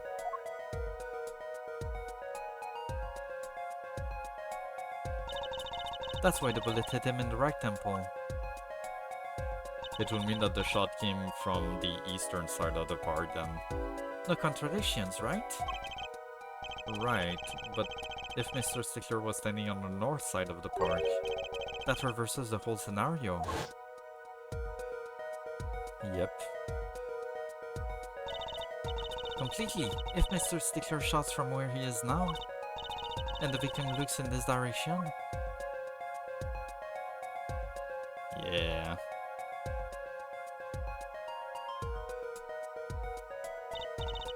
The bullet will have to hit his left temple. Ah! Ah! In other words, someone standing at point K couldn't shoot the victim in his right temple. It's impossible. That's right. So, now that we know that Mr. Stickler was standing on the northern side, the wound location takes on an entirely different meaning. Indeed, you are absolutely correct, Fraulein. What meaning? The entry wound was on the right side of the victim's head, correct? Well, the right side of the victim's head is north. North? Ah! But that's where the witness, Wesley Stickler, was standing. Correct. So, if he was standing to the north, then the only person here who could have shot the victim in the right temple was Mr. Stickler himself. Yeah.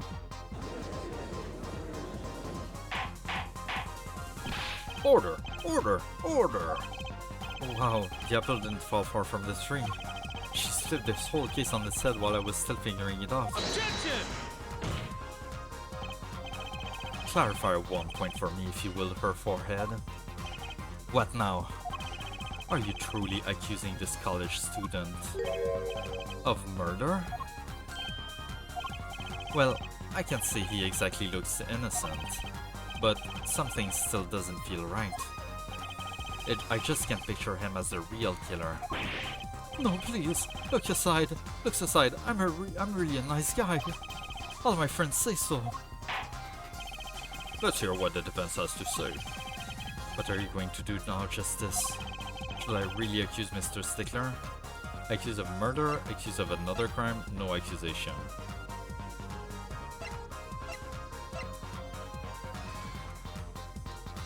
I don't think he did the murder.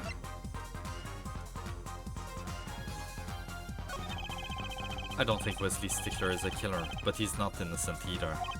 His unusual silence tells me that much. Mr. Stickler, you seem unusually quiet. Tell us why now. The word confession isn't in my dictionary. I had trouble getting that one out, goddamn. Her forehead. I'm afraid it falls to you to elucidate her Stickler's silence. Mr. Justice, you did say you were accusing the witness just now. For a crime other than murder. Your reason? The court's all ears. Yeah, I know he's guilty of something, but what crime other than murder is there? Do I have evidence that shows his involvement in some other crime? The panties. Oh god. Your evidence? The court's all eyes, Mr. Justice, because the panties thief went into the medical clinic thing. Must have escaped into the garage there, and that's when he lost his phone. Oh fuck. Oh, what a pervert. God damn. Your evidence? The court's all eyes, Mr. Justice. Show us evidence that points to the witness's involvement in the crime. These, because they were found in the bin, right where he will have stood. We saw in that graphic, the bin was right beside him. Oh man. Take that!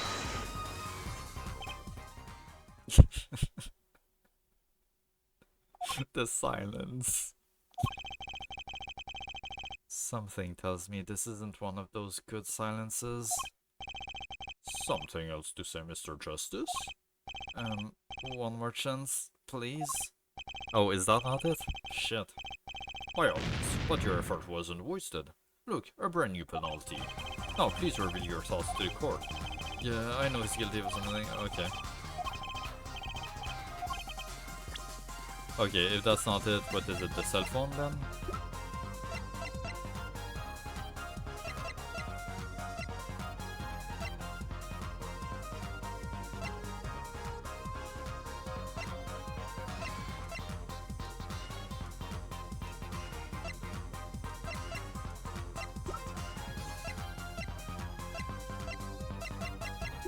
It's either the cell phone or these.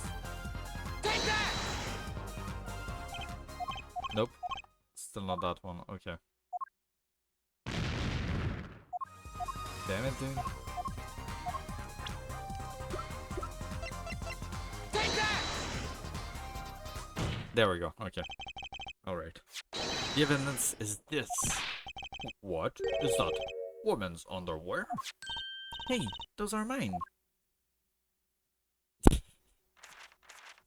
Yeah, there we go. There we go. He's looking upwards again. God damn it. Don't look at me like that. Order! Order! Order! Mr. Stickler, while I can't say this comes as a shock, it's not what it seems. By Pythagoras' theorem. On the night of the murder, just past 9 PM, a young girl catches a panty snatcher red-handed. Bravely she gives chase, but the snatcher flees and hides himself in no other place than the Merrick's clinic garage. Aha! Incidentally. Yeah. These panties were found in the exhaust pipe of the car there. Presumably he was trying to hide the evidence of his crime. Ergo, while you may not be a murderer, you are guilty of panty snatching in the first degree. Please, hear me out. It's not what it looks like. Order, order, order! Mr. Stickler, you should be ashamed. It's not what it seems.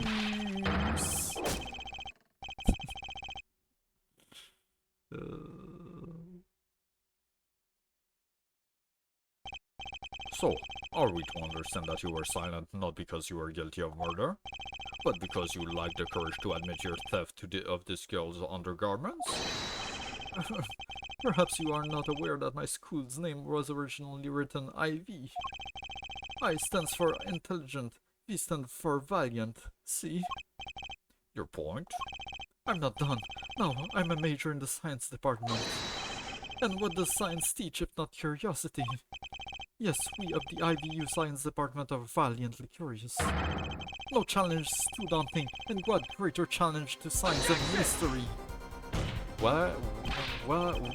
Come on, you're talking about the girl's panties here. No, you do not understand. A mystery is the unknown, and the unknown is unacceptable. And my friends, when it comes to mysteries, those panties are the promised land. Oh, this game, this series, man. Holy hell. This is straight up like Japan. This is pure Japanese there. From the moment I first laid eyes on them, I was compelled to investigate. For science. A full-sized car tire was only the first mystery those panties revealed. What? A tire? Yes, I saw her do it. She pulled the tire out of those panties. Oh, he's not a pervert. He just doesn't understand sleight of hand. Or like just magic. Oh god. I can't. But that's not all. First there was a tire, then a stew pot, and a frozen chicken. One mystery after another. It was magic. Oh, I remember now. He's one of the regulars in the audience at the Wonder Bar. Huh? He's talking about my magic panties trick. I just don't understand. A broom from a pair of panties? It marks the very laws of physics. A broom and a frozen chicken, Trucy? Whatever happened to doves and bunny rabbits? Mr. Stickler, you stole this girl's panties to understand a magic trick? You say panties, but they are so much more than that. For me, they are an object for serious study. I wonder... There has been a recent rush of panty snatchings in the area. Were they all you? I am sorry, but I did it for science. Each time I spied a pair of panties flapping in the breeze, I thought maybe this would be the pair that would elucidate the mystery. Even that night she chased me through the streets with tears of joy. Perhaps this is not that I would seize the truth that lies within these panties, yet why was I for the... Okay, I couldn't read fast enough. Still, that leaves one thing unexplained. Ah, you refer to a witness's other lie, yes? The witness claimed he saw the crime from the south, but was in fact in the north. Indeed. Would anyone care to explain why he lied about that? Be my guest, her forehead. Me? Did I not hear you correctly? Did you not say you do not accuse the witness of murder? Why then did the witness lie about his location at the time of the shooting? Or have you no idea? Apollo, there's something about the way the diagram is arranged right now. When you think about it, right near where Mr. Stickler was standing, isn't there a... Yep, there sure is. Well, Mr. Justice, what say you? Do you have any evidence to show why the witness lied about his location? Take that! Now it's time for these. The evidence that shows why he lied is this. What? More panties? How many panties are you carrying in your pocket, her forehead? These are the last, honest. These were found in the trash can at the park. Looking at the diagram. We can see that the trash can was right next to where the witness stood. Mr. Stickler, you didn't. Alas, I'm a failure as a scientist. I can't unravel the mysteries of the universe. I can't even unravel a pair of panties. So, these panties are your handiwork as well? That night, I had been chased, hounded into the Maractus clinic garage. Weeping in frustration, I was forced to abandon my prize. Don't you see how I felt? Believe me, I'd rather not. I hid in the garage for a short while, then abandoning the panties I made for home. To avoid the office where the girl works, I went towards the south entrance. When I saw them hanging there on a clothesline by Giant Mansion. A giant pair of panties. Apparently he didn't know those bloomers belonged to the mob. I had them, zip in my pocket, ready to take home, when I stumbled upon a murder. The murder of Dr. Maractus. I reported what I had seen, but as I waited for the police to arrive, I got scared. What if they searched me? That's when you disposed of the bloomers. Yes, it was a severe blow to the progress of science, but one that had to be borne. A fascinating, if disturbing tale. Alright then. I think that's about it. I believe this brings today's proceeding to a close, and I'm more than pleased to dismiss this witness for the remainder of the trial. One last thing, if I might. Yes, Prosecutor Gavin. Regardless of where we ended today, some vital points were made. Namely that the defendant, Woki Kitaki, was at the scene of the crime, and he was pointing a weapon at the victim. One more thing. Woki Kitaki has a clear motive. Indeed, the defendant Woki Kitaki is still a prime suspect in this case. The only suspect, in fact, assuming there was no one else on the scene at that time. Yet, a mystery remains. The location of the wound in the victim's right temple has yet to be examined. Explained, I mean. The court requests further investigations from both the defense and prosecution. Yeah, baby. No problem. Very well, this brings the trial for the day to a close. Court is adjourned. Alright. So that was it for the first day of investigation and the first day of trial. I think I'll call it here. Because doing the rest of this trial will probably take too long to finish it tonight. And my voice is already starting to be a bit scratchy. And I just need to, yeah. I've read a lot tonight. So we're gonna end it here. And yeah, we'll pick this back up next week. In the meantime, for tomorrow, will be Hades 2, the start of Hades 2, which I am very, very excited about. Very much excited about. Let me see if there's anybody interesting we could raid.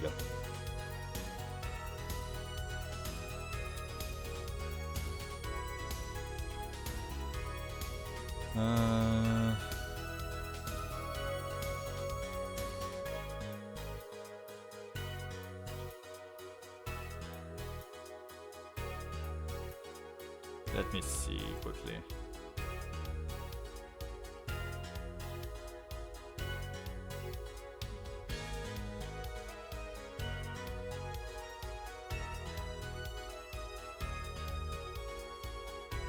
Yeah, no, I don't think so. We're just gonna end it here. But yeah, Hades 2 tomorrow. I'm very excited. Very, very fucking excited. I've been waiting for so long for that game. So yeah, we'll see how that goes. And in the meantime, everyone, have a good day, have a good night. Thank you for lurking, for chatting, as always. And I'll see you guys tomorrow. Bye-bye!